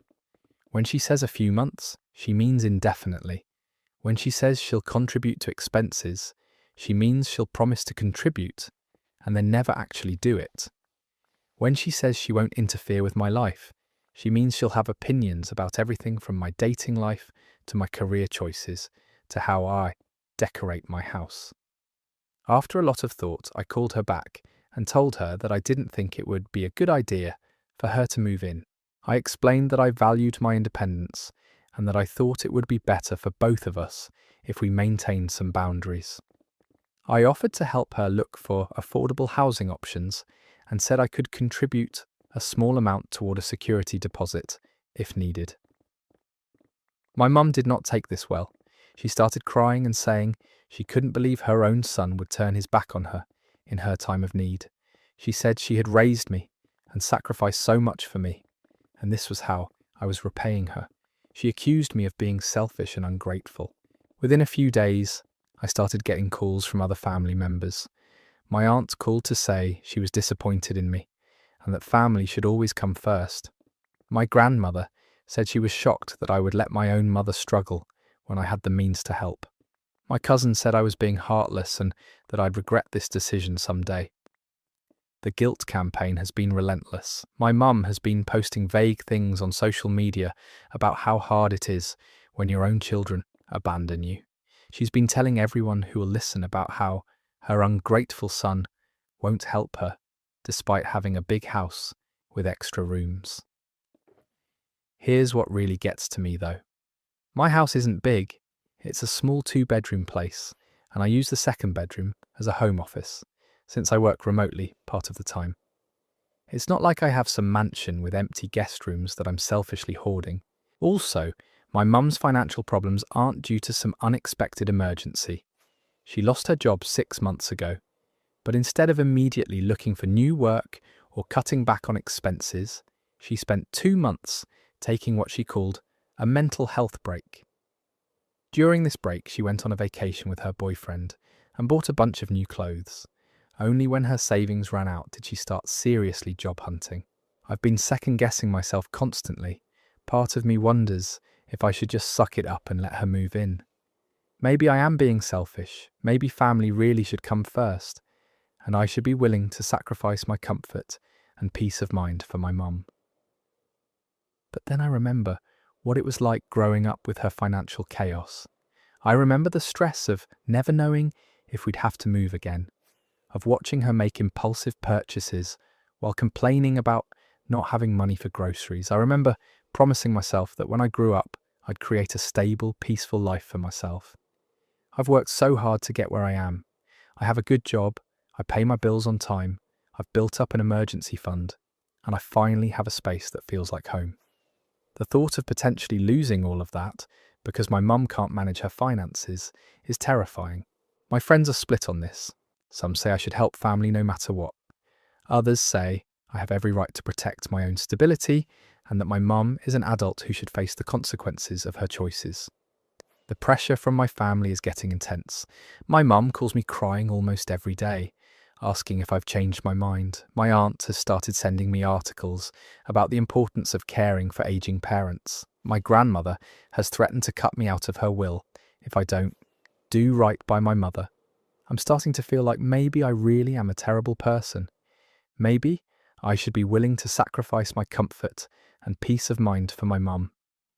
Maybe all these family members are right, and I'm just being selfish and ungrateful. But I also can't shake the feeling that letting her move in would be enabling her poor financial decisions and would ultimately hurt both of us. I've seen this pattern before, and I know how it ends. That story ends there. Honestly, this hits close to home because we've all dealt with family members who think their poor life choices should automatically become everyone else's responsibility. The guilt-tripping and social media manipulation campaign is just next-level toxic behaviour. Sometimes the most loving thing you can do is refuse to enable someone's destructive patterns, even when they're family. Setting boundaries doesn't make you heartless, it makes you healthy. Let's move on to our next story, and this one involves wedding drama that spiraled completely out of control. Am I the bad person for refusing to be a bridesmaid? My friend Jessica and I have been close since college, about 8 years now. She got engaged last summer, and asked me to be one of her bridesmaids, which I was initially excited about. I've never been in a wedding party before, and I thought it would be fun to be part of her special day. When Jessica first asked me, she said the bridesmaid dresses would probably be around $200 and that we'd do a simple bachelorette party, maybe just a weekend trip somewhere nearby. I told her I'd be honoured to be her bridesmaid and that I was looking forward to celebrating with her. Over the next few months, Jessica's vision for her wedding kept getting more and more elaborate. The bridesmaid dresses went from $200 to $450. The bachelorette party evolved from a weekend trip to a 5-day vacation in Miami with luxury accommodations. She also added additional events like a bridesmaid luncheon, a rehearsal dinner party, and multiple dress shopping trips. Each time she told me about another expense or event, I tried to be supportive, but internally I was starting to panic. I work as a teacher, and my budget is pretty tight. I've been trying to save money to move out of my tiny studio apartment, and these wedding expenses were quickly eating into my savings. The breaking point came when Jessica sent the bridesmaid group chat a detailed breakdown of all the expenses we'd be responsible for. The dress, shoes, jewellery, hair and makeup for the wedding day, the bachelorette trip, multiple shower gifts, and our share of various other events. The total came to over $3,000 per bridesmaid. I stared at that message for probably 20 minutes trying to figure out how I could possibly make this work. $3,000 is more than I make in a month after taxes. It would completely wipe out my savings and probably put me in debt. I called Jessica and explained that I was really sorry, but I couldn't afford to participate as a bridesmaid with all these expenses. I told her I still wanted to be at her wedding as a guest and that I was happy to help with planning in ways that didn't cost money, but that I needed to step down from the wedding party. Jessica was not understanding at all.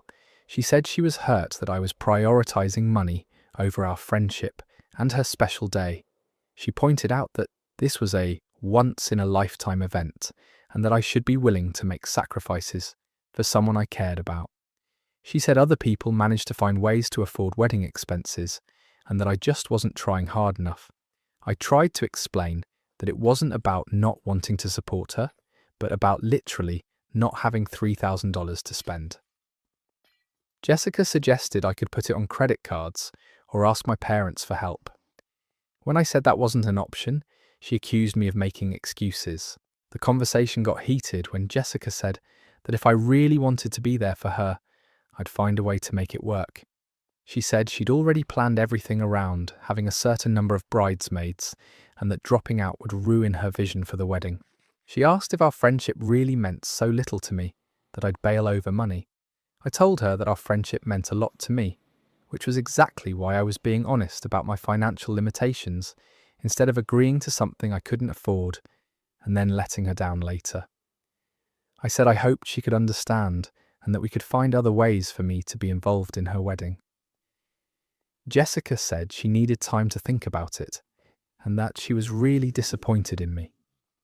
A few days later, she texted me saying that if I couldn't commit to being a bridesmaid, then maybe it would be better if I didn't come to the wedding at all. She said it would be awkward having me there as just a guest when I was supposed to be standing up with her. I was completely shocked. I never expected that stepping down as a bridesmaid would result in being uninvited from the wedding entirely. I tried calling her, but she wouldn't answer. I sent a long text apologizing again and explaining that I never meant to hurt her feelings, but she never responded. Our mutual friends are split on this situation. Some of them think Jessica is being unreasonable and that $3,000 is an insane amount to expect bridesmaids to spend. Others think I should have found a way to make it work because that's what you do for close friends.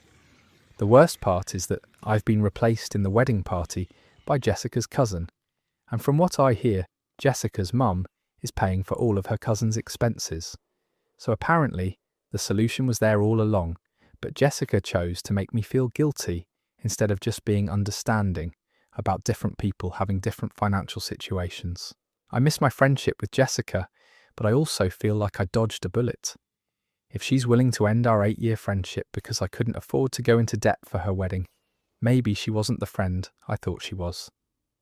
The wedding is next month, and I won't be attending. I sent a gift anyway, because I do wish her well, but our friendship seems to be over. Some people have told me I should reach out and try to make amends, but honestly, I'm not sure I want to be friends with someone who would treat me this way over money. That story comes to an end there. The entitlement here is absolutely staggering. $3,000 for the privilege of being in someone's wedding party? That's more than some people spend on their entire wedding.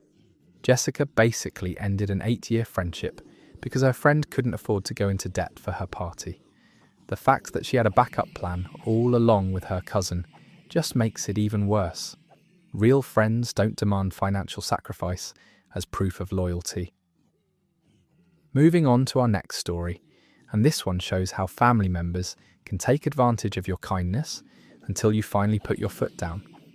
Am I the bad person for not giving my brother a ride? I'm 25, and my brother Marcus is 22. We both still live at home with our parents, but I've been saving up to move out, while Marcus seems perfectly content to live rent-free forever. About 6 months ago, Marcus got a job at a warehouse about 20 minutes away from our house. The job pays decent money, especially for someone with just a high school diploma, and I was happy for him because he'd been unemployed for almost a year before that. The problem started on Marcus's very first day of work.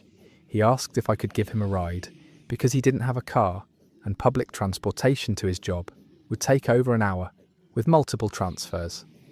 I said sure, no problem, figuring it was just temporary until he could figure out his own transportation. That was 6 months ago, and I've been driving Marcus to and from work every single day since then. His work schedule is 8 a.m. to 5 p.m, which means I have to wake up early to drop him off and then interrupt my day to pick him up. This has completely messed up my own schedule and made it harder for me to maintain my freelance work, which I do from home.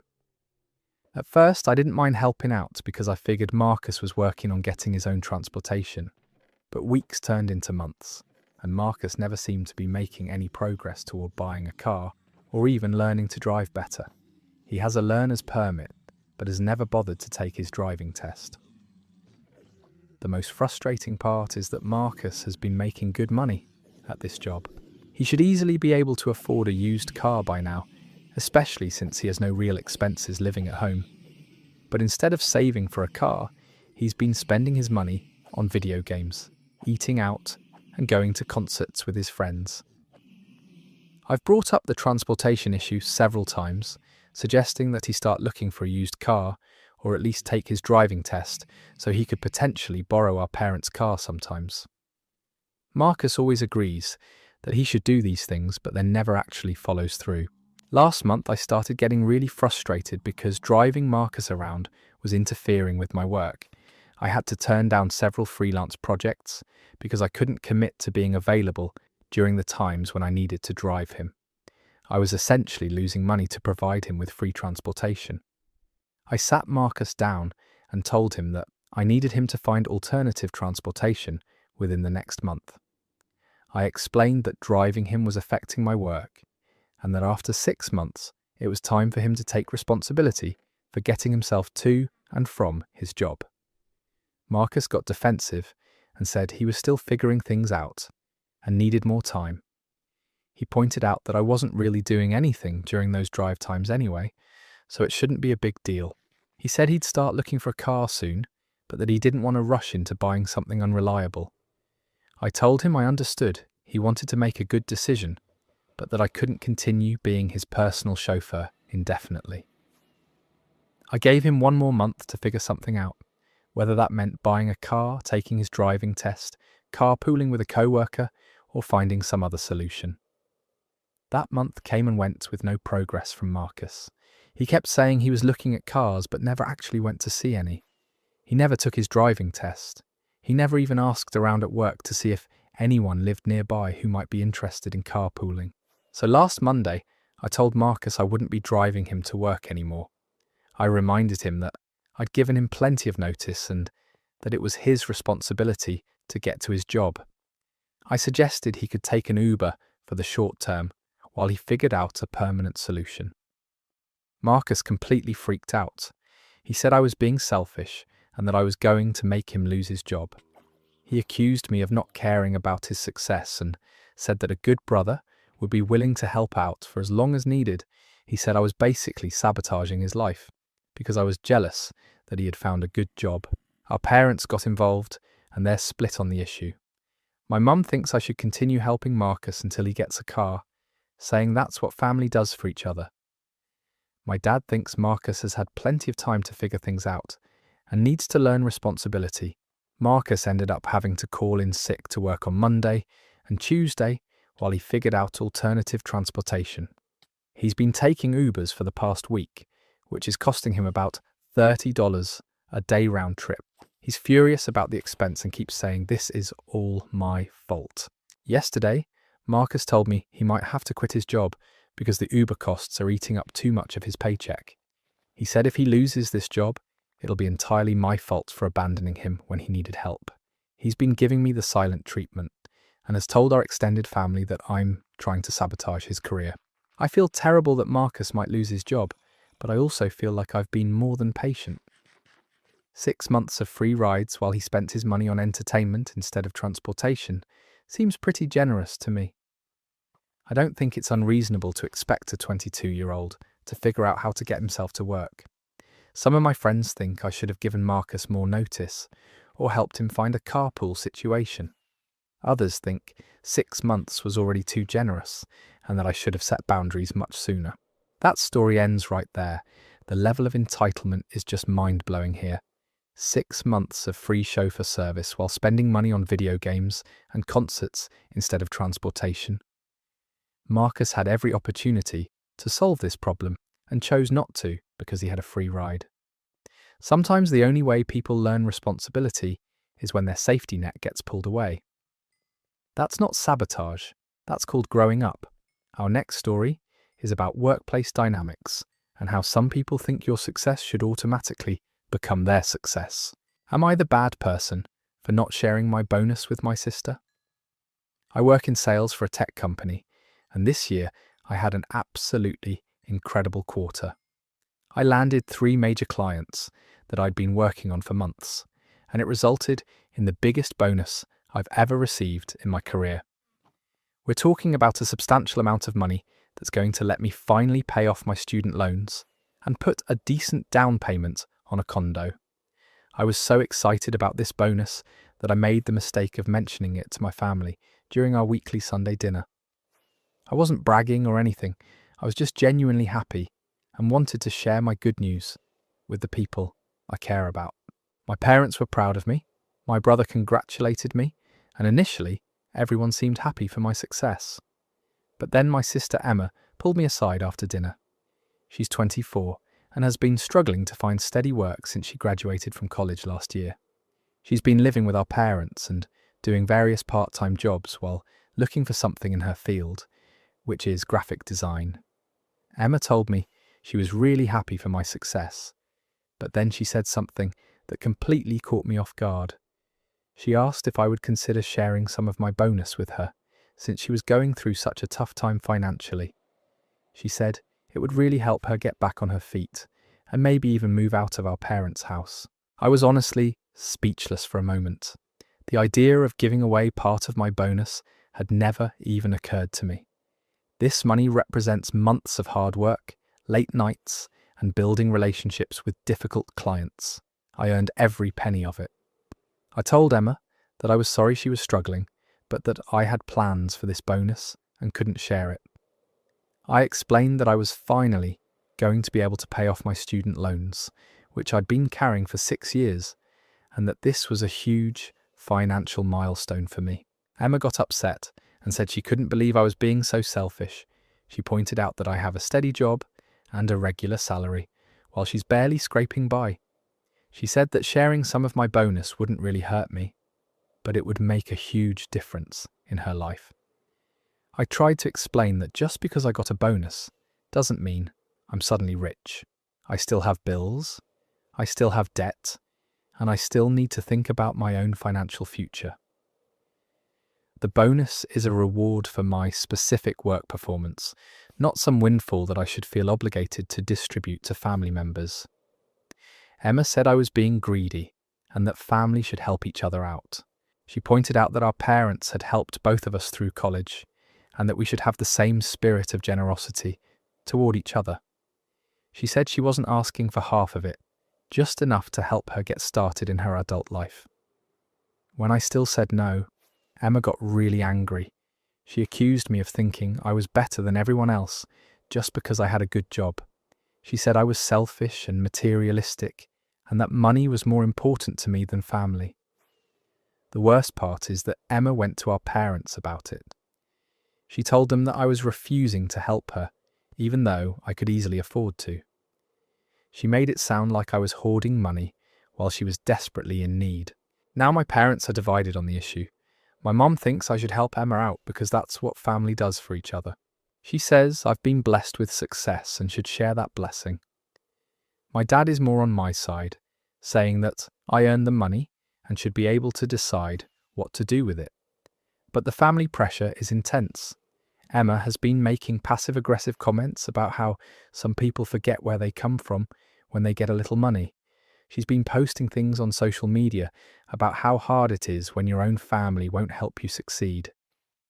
My extended family has even gotten involved. My aunt called to say she was disappointed in me for not helping Emma. My grandmother said she raised us to be more generous than this. It feels like everyone expects me to just hand over money because I had one good quarter at work. The thing is, Emma has a college degree and she's capable of working. She's been turning down jobs that she thinks are beneath her or don't pay enough. She's been very picky about what kind of work she's willing to do, which I understand to some extent. But she can't expect other people to fund her life while she waits for the perfect opportunity. I've offered to help Emma in other ways. I said I'd review her portfolio and help her network in the design community. I offered to help her practice for interviews, or even put in a good word for her at my company if any design positions opened up. But she said what she really needs is money, not advice. Some of my friends think I should just give Emma some money to keep peace in the family. Others think she's being completely unreasonable and that I shouldn't reward this kind of entitled behaviour. I'm starting to feel like maybe I am being selfish. Maybe I should be more generous with my success. But I also worked really hard for this bonus, and I have my own financial goals that I've been working toward for years. That story comes to an end right there. This is exactly the kind of entitled thinking that drives me crazy. Emma basically thinks her sister owes her money just because she had a successful quarter at work. Success isn't a lottery ticket that gets distributed to your whole family. The manipulation through parents and social media posts is just toxic behaviour. Hard work deserves its rewards, and nobody should feel guilty for keeping the money they earned. Let's dive into our next story, which deals with one of the most contentious wedding planning decisions couples face. Am I the bad person for not wanting kids at my wedding? My fiancée Sarah and I have been planning our wedding for the past year, and overall it's been a really fun process. We've agreed on most of the major decisions without much conflict. But there's one issue that's causing serious family drama. Sarah and I both feel strongly that we want our wedding to be an adults-only celebration. We're planning an evening ceremony, followed by a reception, with dinner, dancing, and an open bar. We want our friends and family to be able to relax, have some drinks, and celebrate with us without worrying about entertaining kids or dealing with crying babies during the ceremony. We also have a limited budget and a limited guest list. Adding children would mean either cutting other guests we really want there or significantly increasing our costs. When you factor in kids' meals, extra seating, and childcare considerations, it adds up quickly. We thought this would be a pretty straightforward decision. We put adults-only celebration on our save the dates and wedding invitations, and we figured people would understand and make arrangements accordingly. Boy, were we wrong. The pushback from certain family members has been intense and honestly really hurtful. My sister was the first to call and express her displeasure. She has 3 kids under the age of 8, and she said it was unreasonable to expect her to find childcare for an entire evening. She said family weddings should include the whole family, including children, and that we were being selfish by excluding them. I explained our reasoning about wanting an adult celebration and the budget constraints, but she wasn't having it. She said we were prioritizing partying over family and that her kids would be devastated to miss their uncle's wedding. Then Sarah's brother got involved. He and his wife have twin toddlers, and they said they couldn't attend the wedding if their kids weren't invited. They said they don't have anyone they trust to babysit overnight, and they're not comfortable leaving the kids with strangers.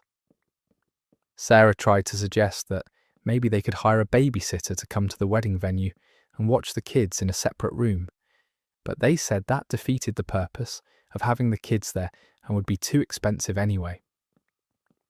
The situation escalated when both sets of parents got involved. My parents said they understood our desire for an adult celebration, but thought we should make an exception for immediate family. Sarah's parents were more direct, saying that excluding children from a family celebration was cold and unwelcoming. Sarah's mum actually suggested that we change our entire wedding timeline to make it more kid-friendly.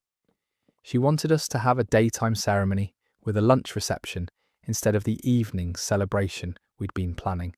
She said this would solve the childcare problem and still give us the wedding we wanted. But that's not the wedding we wanted. We specifically chose an evening timeline because we wanted a more formal, sophisticated celebration. We wanted our friends to be able to drink and dance without worrying about little kids running around. The pressure kept building from there. My aunt called to say she was disappointed that her grandchildren wouldn't be able to see me get married. Sarah's cousin said we were being discriminatory against families with children and that we'd regret not having kids at our wedding when we looked back at the photos. Several family members have said they're not sure they can attend if their children aren't welcome. My sister has been particularly dramatic, saying that we're forcing her to choose between her children and her brother's wedding. The worst part is the guilt tripping. People keep saying things like, kids bring such joy to celebrations, and you'll want your nieces and nephews to remember being at your wedding. Turahi, Sarah's mum keeps sending us articles about how family-friendly weddings create better memories. We've tried to compromise by offering to help people find and pay for childcare, but several family members have said that's not the same as having their kids actually at the wedding. They want their children to be part of the celebration, not stuck with a babysitter. The whole situation is causing us so much stress that we're starting to question whether we should just give in and allow kids, but we really don't want to. We've been looking forward to this specific type of celebration, and changing it feels like we'd be giving up our vision for our wedding to appease other people. Sarah is more frustrated than I am, because she feels like people are trying to hijack our wedding and make it about what they want instead of what we want. She keeps saying it's our wedding and we should be able to celebrate however we choose. Some of our friends who don't have kids are completely supportive and think our families are being unreasonable, but our friends who are parents are more divided. Some understand our position, while others think we should be more accommodating to families. The wedding is still 4 months away, but this conflict is already casting a shadow over what should be an exciting time for us. We're spending more time arguing with family members than we are enjoying our engagement. That story ends there. Wedding planning really brings out the worst in people, doesn't it? The entitlement of family members who think they can dictate someone else's wedding vision is just incredible. It's Sarah and Brian's wedding, not a family reunion. If people can't figure out childcare for one evening to celebrate their loved ones, maybe they need to examine their priorities. The emotional manipulation and guilt tripping over what should be a personal choice is completely out of line. Moving on to our next story about friendship boundaries and financial expectations. Am I the bad person for not lending my friend money? My friend Jake and I have been close since high school, about 10 years now. He's always been the type of person who's great to hang out with, but terrible with money. Over the years, I've watched him make a series of questionable financial decisions, From buying expensive gadgets he couldn't afford to taking vacations when he should have been paying bills. About 3 years ago, Jake started asking me for loans. It started small, maybe $50 or $100 here and there when he was short on rent or needed gas money. He always promised to pay me back quickly, and initially he did. I didn't mind helping out a friend who was going through a rough patch, but over time, the amounts got bigger and the repayment got slower. Jake borrowed $300 for car repairs and took 6 months to pay it back. He borrowed $500 for his security deposit on a new apartment and never paid it back at all. When I brought it up, he said he thought I had just given him the money as a friend helping a friend. The pattern continued for about 2 years. Jake would get into financial trouble, usually due to his own poor planning, and then come to me for help. I kept lending him money because I felt bad for him and because he was my friend, but I was starting to feel like I was enabling his bad financial habits, rather than actually helping him. The breaking point came 6 months ago when Jake asked to borrow $1,500. He said his roommate had moved out unexpectedly and he needed help covering rent until he could find someone new.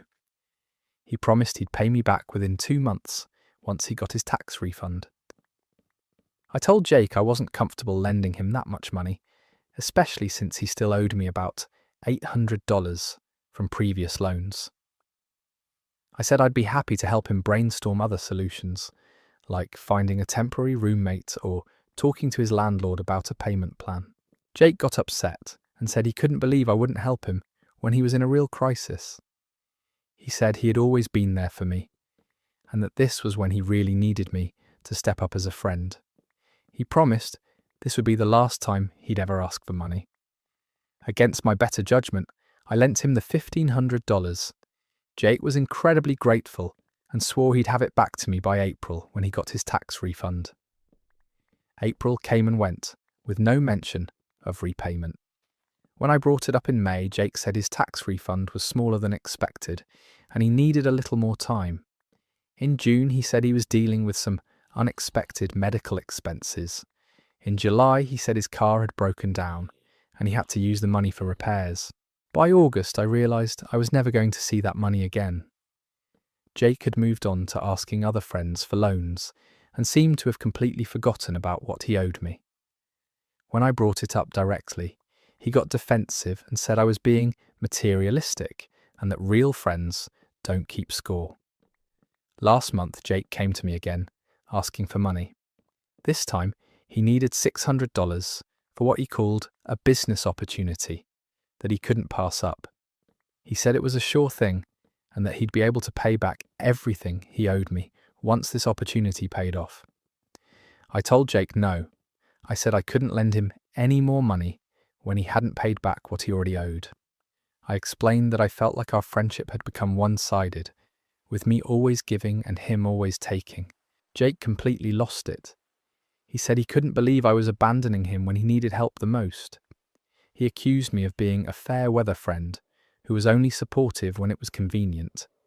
He said real friends help each other out without keeping track of money and that I was being petty and greedy.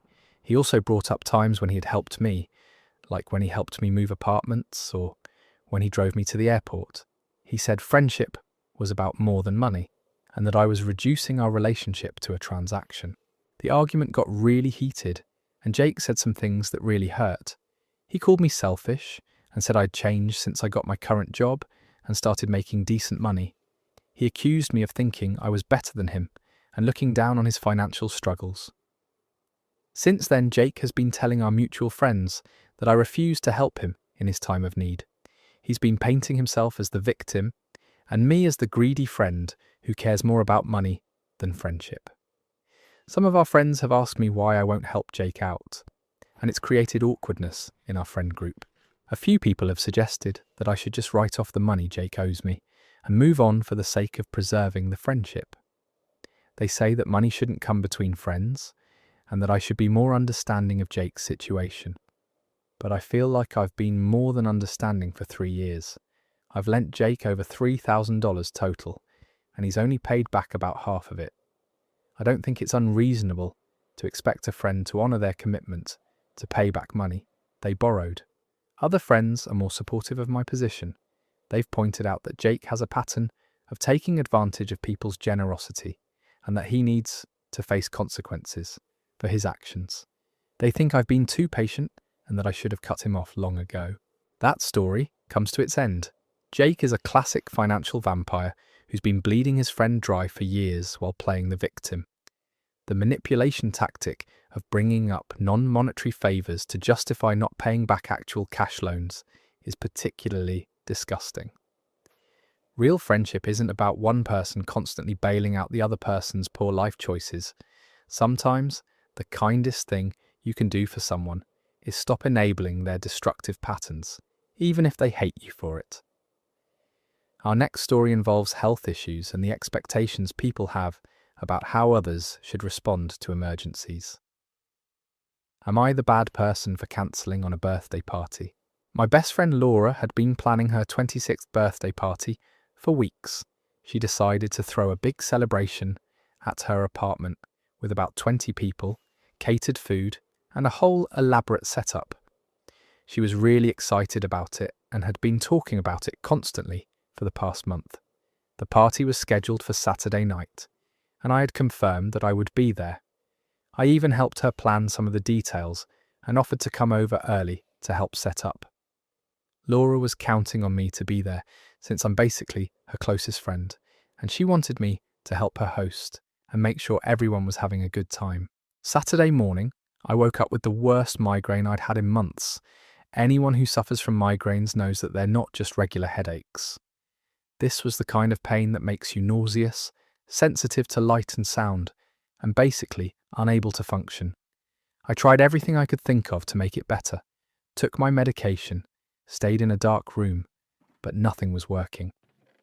By afternoon, I knew there was no way I was going to be able to attend the party.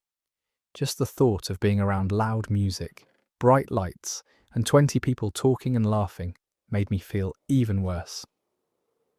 I called Laura around 4 p.m. to let her know I wouldn't be able to make it. Laura was immediately upset.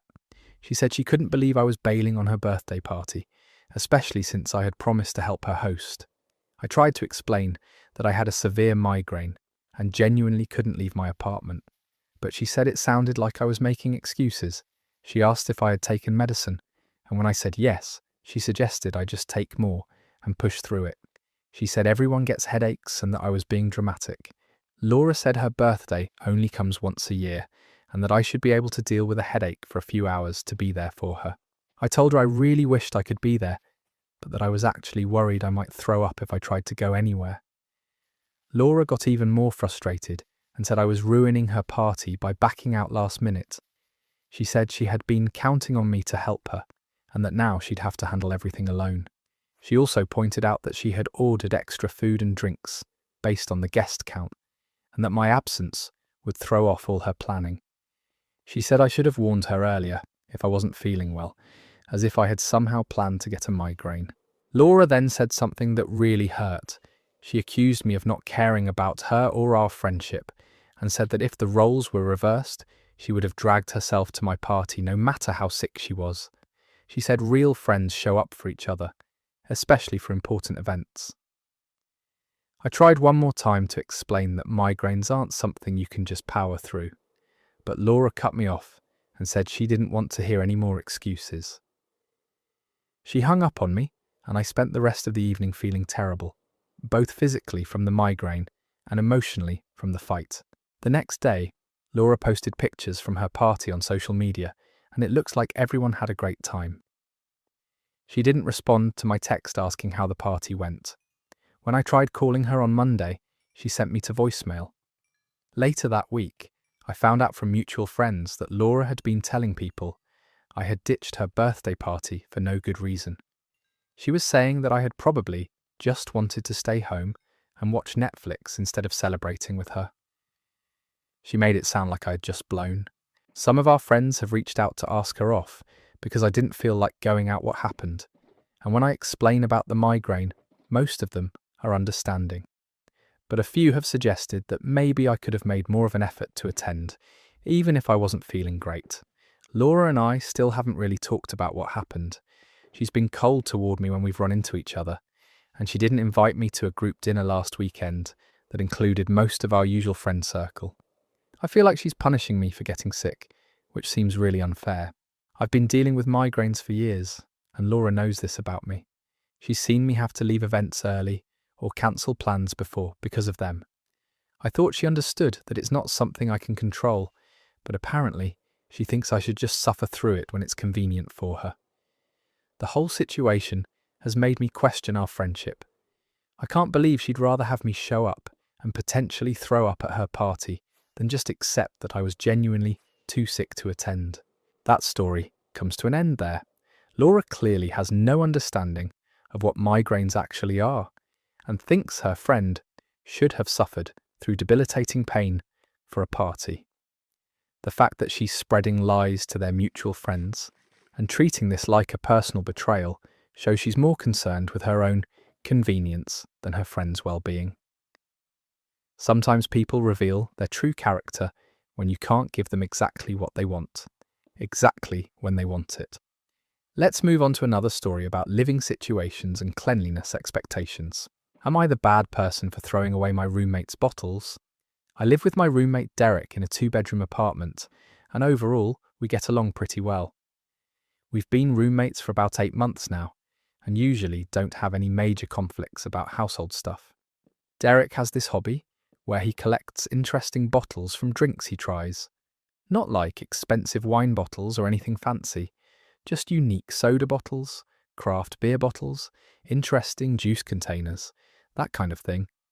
He keeps them lined up on shelves in his room and sometimes displays a few in the living room.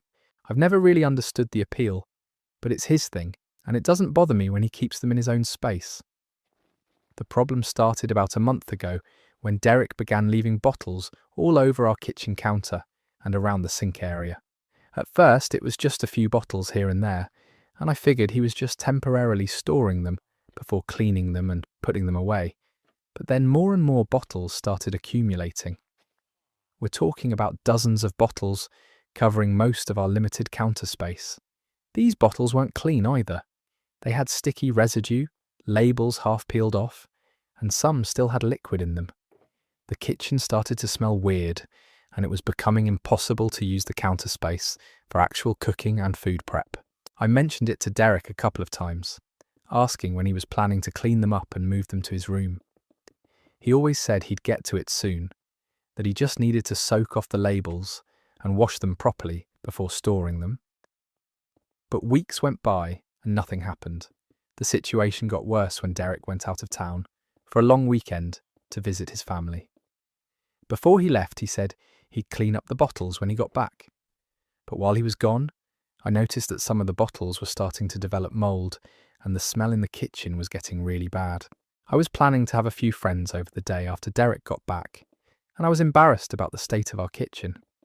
I didn't want people to see bottles everywhere and think we were slobs who couldn't keep our place clean. On Sunday, Derek's last day away, I decided I'd had enough. I spent about 2 hours clearing all the bottles from the kitchen. I checked each one to see if it looked valuable or special, and anything that seemed unique or expensive, I set aside in a box, but the majority were just regular bottles from sodas and beers that you can buy anywhere. I threw away probably about 30 bottles and put the potentially special ones in a box in Derek's room with a note explaining what I'd done and why. I figured this was a reasonable compromise, keeping anything that might have actual value while getting rid of the common ones that were cluttering our shared space. Derek came home Monday evening and immediately noticed the bottles were gone. When he found my note and the box of bottles I'd saved, he completely lost it. He started yelling about how I had no right to throw away his things and that some of those bottles were really hard to find. I tried to explain that the kitchen had become unusable and that I'd saved anything that looked special, but Derek said I had no idea which bottles were rare or valuable. He said some of the ones I threw away were from limited edition releases that he'd never be able to replace. Derek accused me of being controlling and said I should have waited for him to get back so we could sort through them together. He said I had violated his trust by touching his belongings and that he couldn't believe I'd just thrown away his collection without asking. I pointed out that he'd had weeks to deal with the bottles and that leaving them in our shared kitchen space indefinitely wasn't fair to me. I said I'd tried to be patient, but that the situation had gotten out of hand, especially with the mould and smell. Derek said that was no excuse for throwing away his property and that I should have found another solution. He suggested I could have moved them all to his room or stored them temporarily somewhere else until he got back. The argument got pretty heated, with Derek saying he didn't trust me anymore and that he was going to start keeping all his stuff locked in his room. He said I was a terrible roommate for not respecting his belongings. I feel bad that I apparently threw away some bottles he cared about, but I also think he was being unreasonable by taking over our entire kitchen with his collection. The kitchen is a shared space and it had become basically unusable because of all the bottles everywhere. Some of my friends think I should have waited for Derek to get back, even if it meant dealing with the mess for a few more days. Others think Derek was being inconsiderate by leaving bottles all over the kitchen for weeks and that I had every right to clean up the shared space. The tension between Derek and me has been pretty bad since this happened. He's been cold and distant, and yesterday he said he's thinking about finding a new roommate when our lease is up because he doesn't feel comfortable living with someone who would throw away his things. That story ends there. Derek turned the shared kitchen into his personal storage facility for dirty bottles and then acted shocked when his roommate finally cleaned up the mess. The fact that he left mouldy bottles sitting there while he went out of town shows he had zero respect for their shared living space. Hobbies are fine, but they shouldn't make common areas unusable for everyone else. Moving on to our next story, which involves academic expectations and neighbour relationships. Am I the bad person for not helping my neighbour's kid with homework?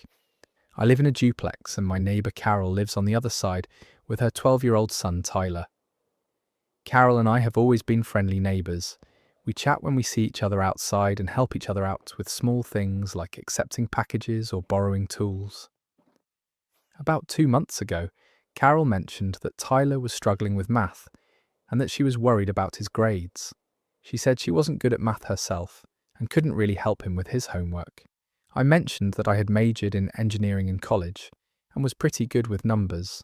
Carol asked if I might be willing to help Tyler with his math homework occasionally, maybe just look over his work and explain things he didn't understand. I said I'd be happy to help out when I could, figuring it would just be occasional questions here and there. At first it was exactly what I expected. Tyler would come over maybe once a week with a specific problem he was stuck on, and I'd spend 10 or 15 minutes helping him work through it. He was a polite kid and seemed genuinely interested in learning, so I didn't mind helping out. But gradually, the requests became more frequent and time-consuming. Tyler started coming over 3 or 4 times a week, not just with questions about specific problems, but expecting me to sit with him while he did his entire math homework assignment. What had started as quick help sessions turned into hour-long tutoring sessions. Tyler would show up right after school and expect me to drop whatever I was doing to help him with math. Carol seemed to think this arrangement was perfectly normal and would often send Tyler over without even asking if I was available. The situation got more complicated when Tyler started struggling in other subjects too. Carol asked if I could help with his science homework, then his English essays. Before I knew it, I was basically providing free tutoring services for multiple subjects several hours a week. I have a full-time job, and I work from home most days. These constant interruptions were making it hard for me to focus on my own work, especially when Tyler would show up in the middle of important video calls or when I was on deadline for projects. I tried to set some boundaries by telling Carol that I could only help Tyler on certain days or during specific hours, but she didn't seem to understand why I needed limits. She said Tyler really needed the help and that I was so good at explaining things to him. The breaking point came 2 weeks ago when I was dealing with a work crisis and had to stay up until 2 a.m. finishing a project because I'd lost several hours during the day helping Tyler with homework. I was exhausted and stressed, and I realised this situation had gotten completely out of hand. The next day when Tyler showed up after school, I told him I was sorry but I couldn't help him that day because I had too much work to catch up on. Tyler seemed disappointed, but said he understood. But about an hour later, Carol knocked on my door. Carol was upset and said Tyler had told her I refused to help him. She said she didn't understand why I was suddenly being difficult when Tyler really needed support with his schoolwork. She pointed out that I worked from home, so I should have more flexibility than people with regular office jobs. I tried to explain that working from home doesn't mean I have unlimited free time, and that I'd been happy to help occasionally, but couldn't continue providing daily tutoring sessions. Carol said she thought I enjoyed helping Tyler and that she was surprised I was backing out when he was finally making progress in school. She also mentioned that she couldn't afford to hire a real tutor and that Tyler didn't have a father figure to help him with homework. She said she was doing her best as a single mum and had thought she could count on me as a neighbour to help out. I felt guilty about the single mum comment, but I also felt like Carol was taking advantage of my willingness to help. I told her I cared about Tyler's success, but that I needed to focus on my own work and couldn't continue with the daily homework sessions. Carol got defensive and said she couldn't believe I was abandoning Tyler when he needed help the most. She said she'd thought I was a caring person, but that apparently I only cared about myself. She accused me of being selfish and not understanding what it was like to struggle as a parent. Since that conversation, Carol has been cold toward me. She doesn't wave when we see each other outside. And yesterday, I saw her talking to another neighbour and pointing toward my house. I'm worried she's telling people that I refused to help her son. Tyler hasn't come over asking for help since then, and I actually feel bad about it. He's a good kid, and I do want him to succeed in school, but I also can't continue being his unpaid tutor for hours every day. Some people have told me I should have been more direct about boundaries from the beginning instead of letting the situation escalate. Others think Carol was completely out of line for expecting so much free help, and then getting angry when I said I couldn't continue. That story comes to an end there. Carol completely took advantage of a neighbour's kindness and then acted like she was entitled to free daily tutoring services. The guilt trip about being a single mum doesn't excuse expecting someone else to sacrifice their work time to do her job as a parent. Helping occasionally is being neighbourly, but providing hours of free tutoring every week crosses way over the line into exploitation.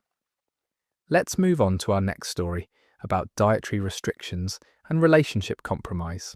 Am I the bad person for refusing to cook vegan? My boyfriend Marcus and I have been living together for about 6 months now. When we first started dating, he ate a pretty normal diet with meat, dairy, and everything else. He mentioned being interested in eating healthier, but it never seemed like a big deal. About 3 months ago, Marcus watched some documentary about factory farming and became really passionate about veganism basically overnight. He decided he was going to completely eliminate all animal products from his diet, which I thought was admirable, even though it's not something I was interested in doing myself. At first, Marcus was content to just change his own eating habits. He'd cook vegan meals for himself, while I continued eating the way I always had. We'd sometimes eat different things at dinner, but it worked out fine, and I didn't mind accommodating his new lifestyle when we ate together. The problem started when Marcus began asking me to cook vegan meals when it was my turn to make dinner. He said it would be easier if we could eat the same things, and he started suggesting vegan recipes he wanted me to try. I was willing to experiment and made several plant-based meals that turned out pretty good. But then Marcus started getting more demanding about it. He began saying that he felt uncomfortable even being around animal products and asked me to stop keeping meat and dairy in our refrigerator. He said the smell of cooking meat made him nauseous and that having animal products in the house went against his values. I told Marcus I understood his position, but that I wasn't ready to give up meat and dairy entirely. I said I was happy to cook vegan meals sometimes, but that I also wanted to be able to eat what I enjoyed in my own home.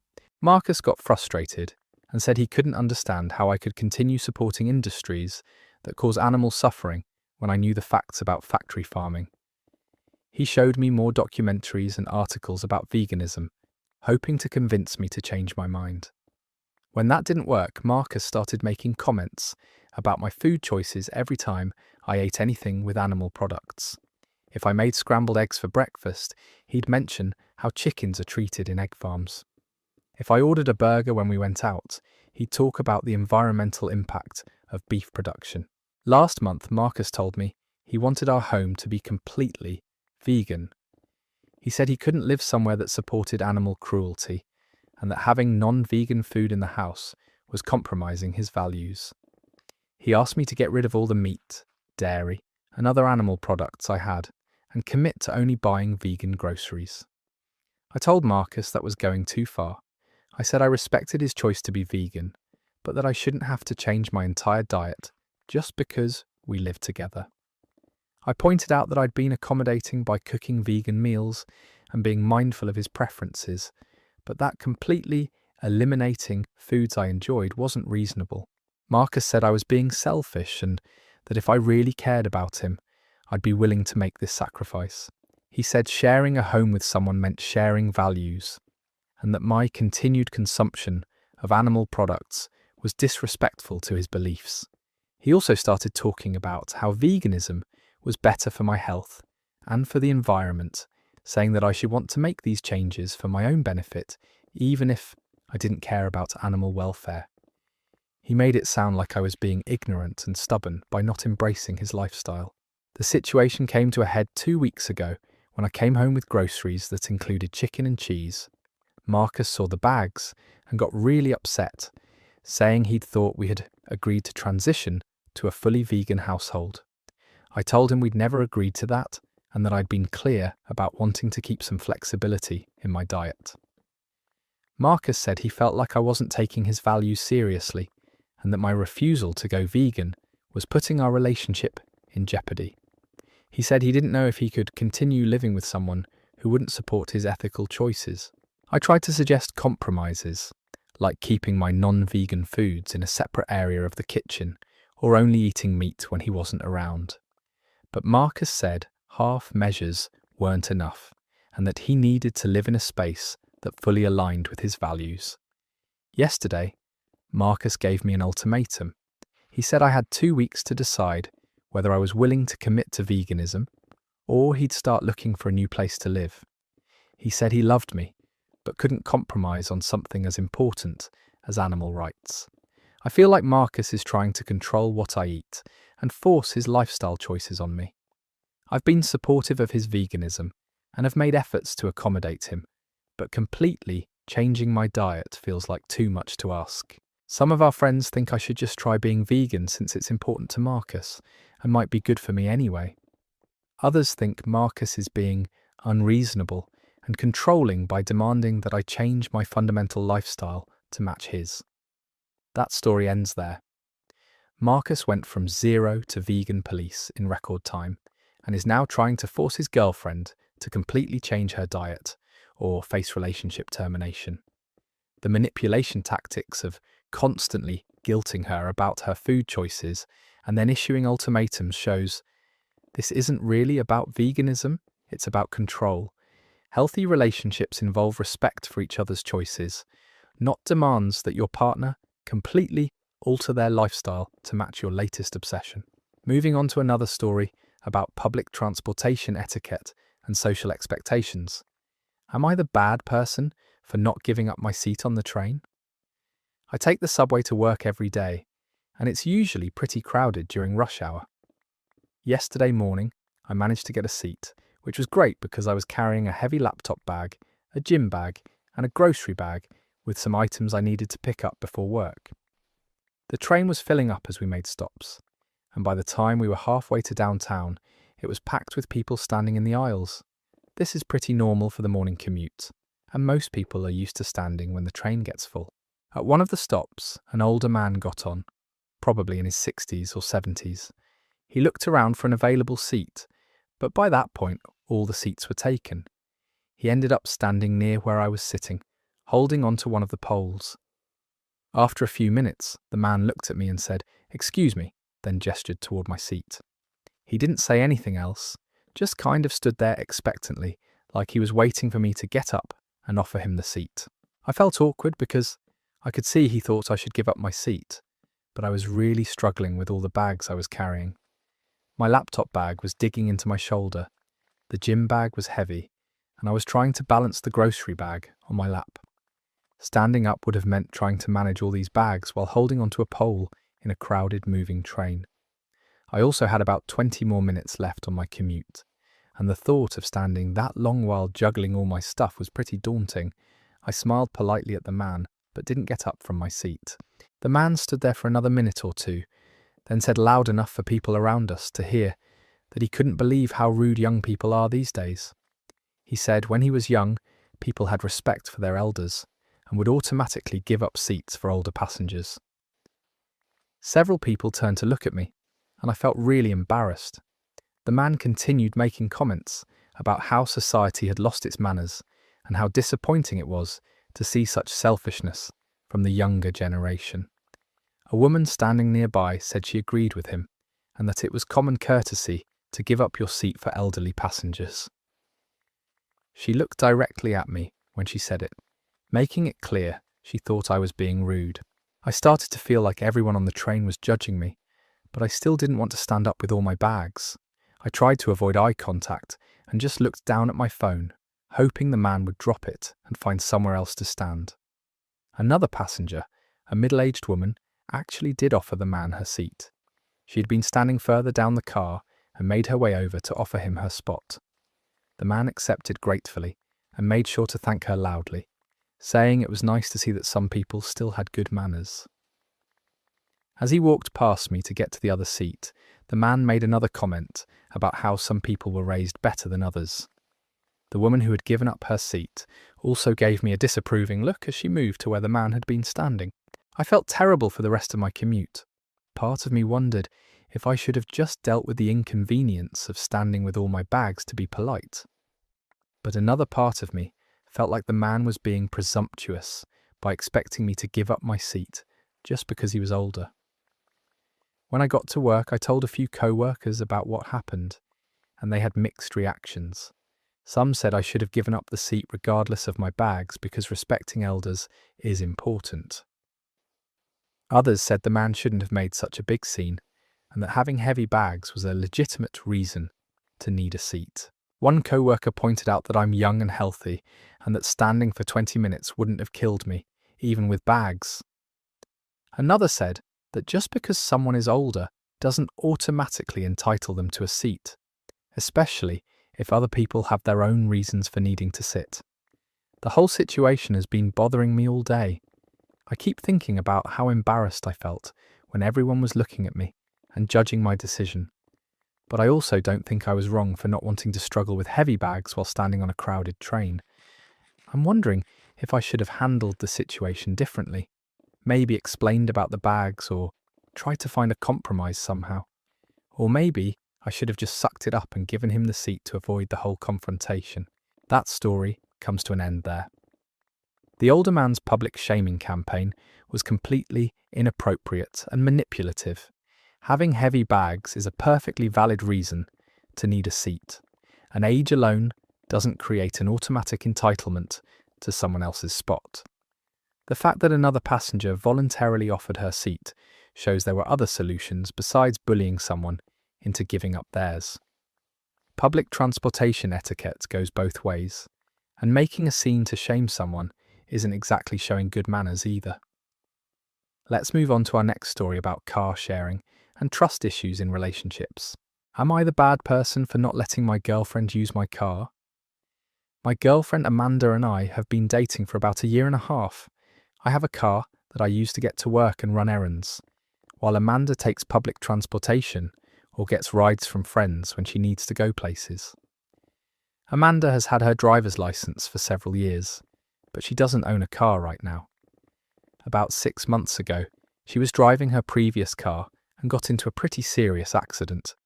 She rear-ended someone at a red light because she was looking at her phone instead of paying attention to traffic. The accident totaled Amanda's car and caused significant damage to the other vehicle. Fortunately, no one was seriously injured, but Amanda had to pay a large deductible, and her insurance rates went up significantly. because of the financial impact, she decided not to buy another car right away. Since then, Amanda has occasionally asked to borrow my car for various things. At first, I was hesitant because of the accident, but I felt bad about her transportation situation and wanted to be supportive. I let her use it a few times for important errands, and everything seemed to go fine. The problem started when Amanda began asking to use my car more frequently. What had been occasional requests for urgent needs turned into regular asks for convenience. She wanted to borrow it to go shopping, visit friends, or just avoid taking the bus places. I started feeling uncomfortable with how often she was asking, especially knowing about her previous accident. I also noticed that Amanda seemed to have a casual attitude toward driving that made me nervous. She'd text while driving, speed in residential areas, and park in tight spots without being very careful.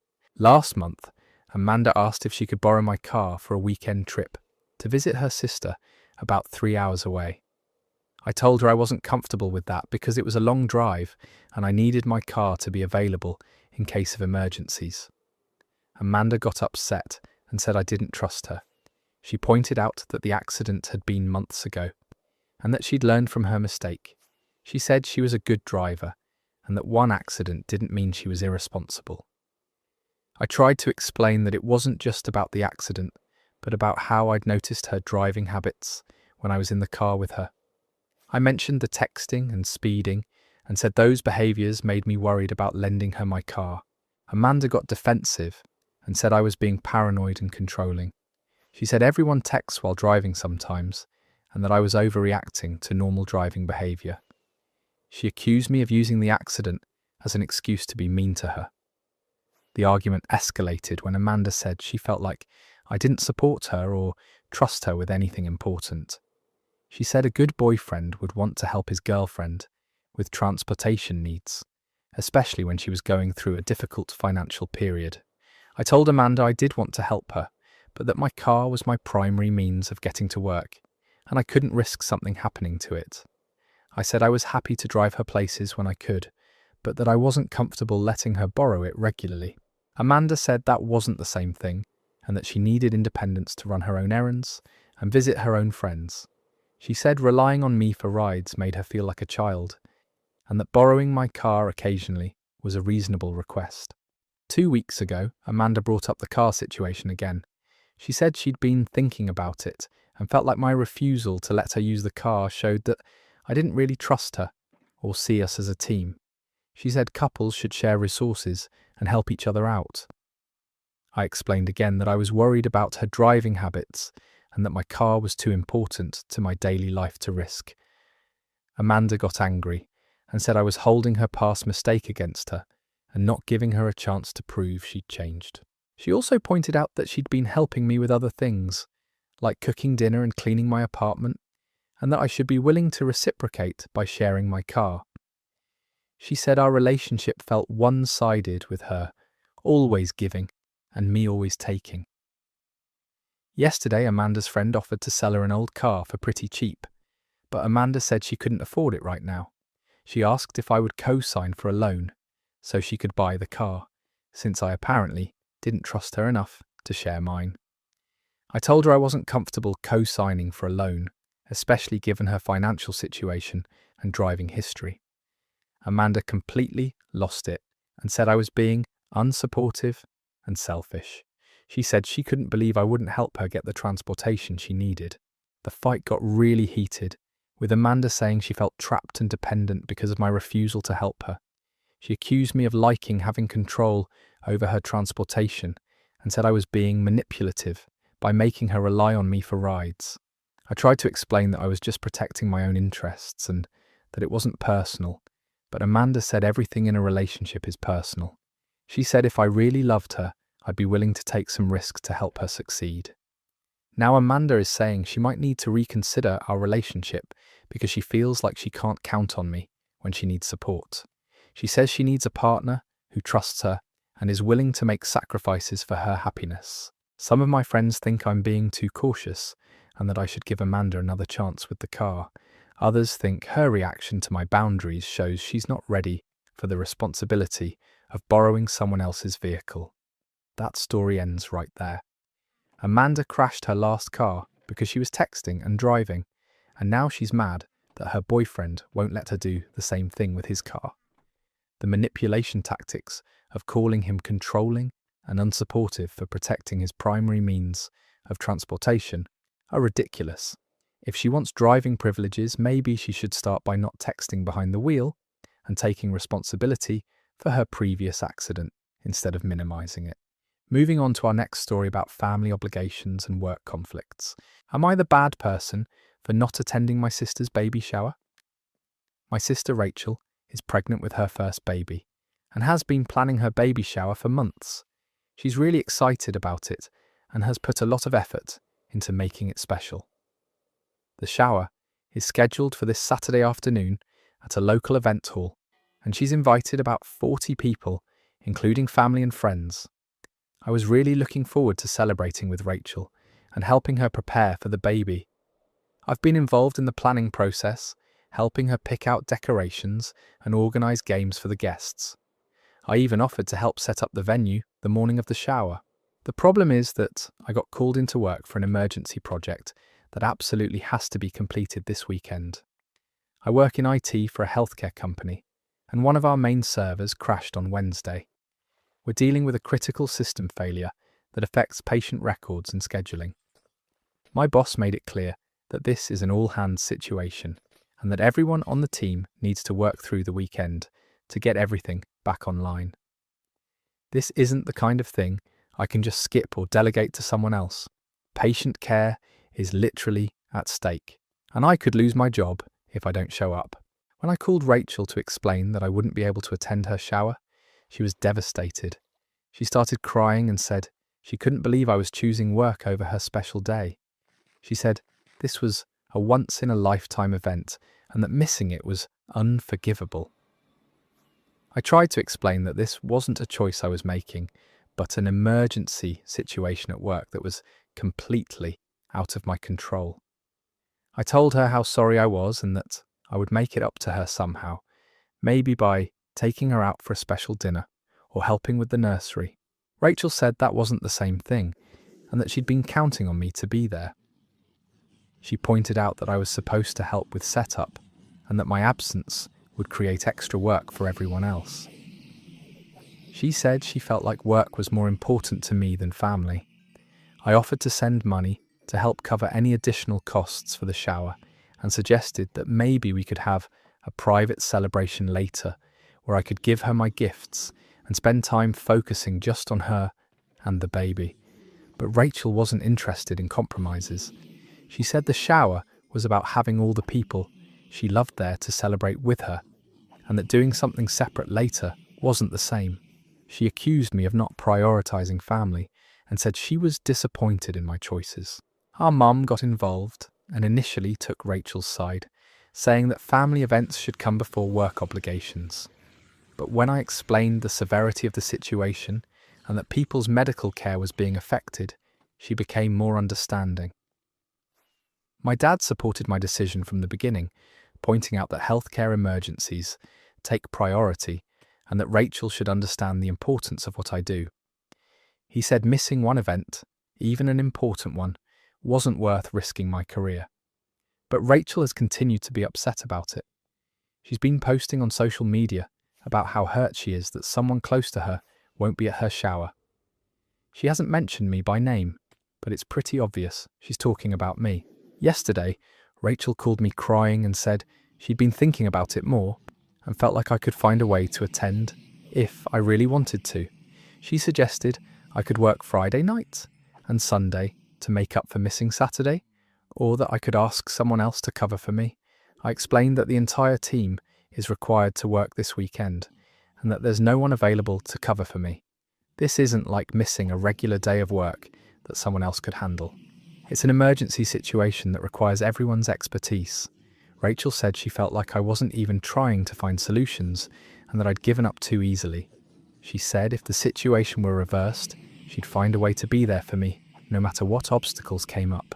The conversation ended with Rachel saying she was reconsidering our relationship and whether she could count on me for important moments in her life. She said this experience had shown her that I wouldn't be there when she really needed me. Some family members think I should try harder to find a way to attend, even if it means risking problems at work. Others understand that healthcare emergencies can't wait, and that Rachel is being unreasonable to expect me to prioritise a party over patient care. The shower is tomorrow, and Rachel still isn't speaking to me. I feel terrible about missing such an important event in her life, but I also know I don't have any choice in the matter. I just wish she could understand that some things are genuinely beyond our control. That story comes to an end. Rachel's treating a healthcare emergency, like her brother just doesn't want to come to her party. When hospital systems are down and patient care is at risk, that's not something you can just skip for a social event, no matter how important. The emotional manipulation and public social media shaming over something completely beyond his control shows Rachel cares more about her perfect party than understanding real-world responsibilities. Sometimes, being an adult means accepting that emergencies happen and they don't revolve around your schedule. Let's move on to our final story about family relationships and difficult histories.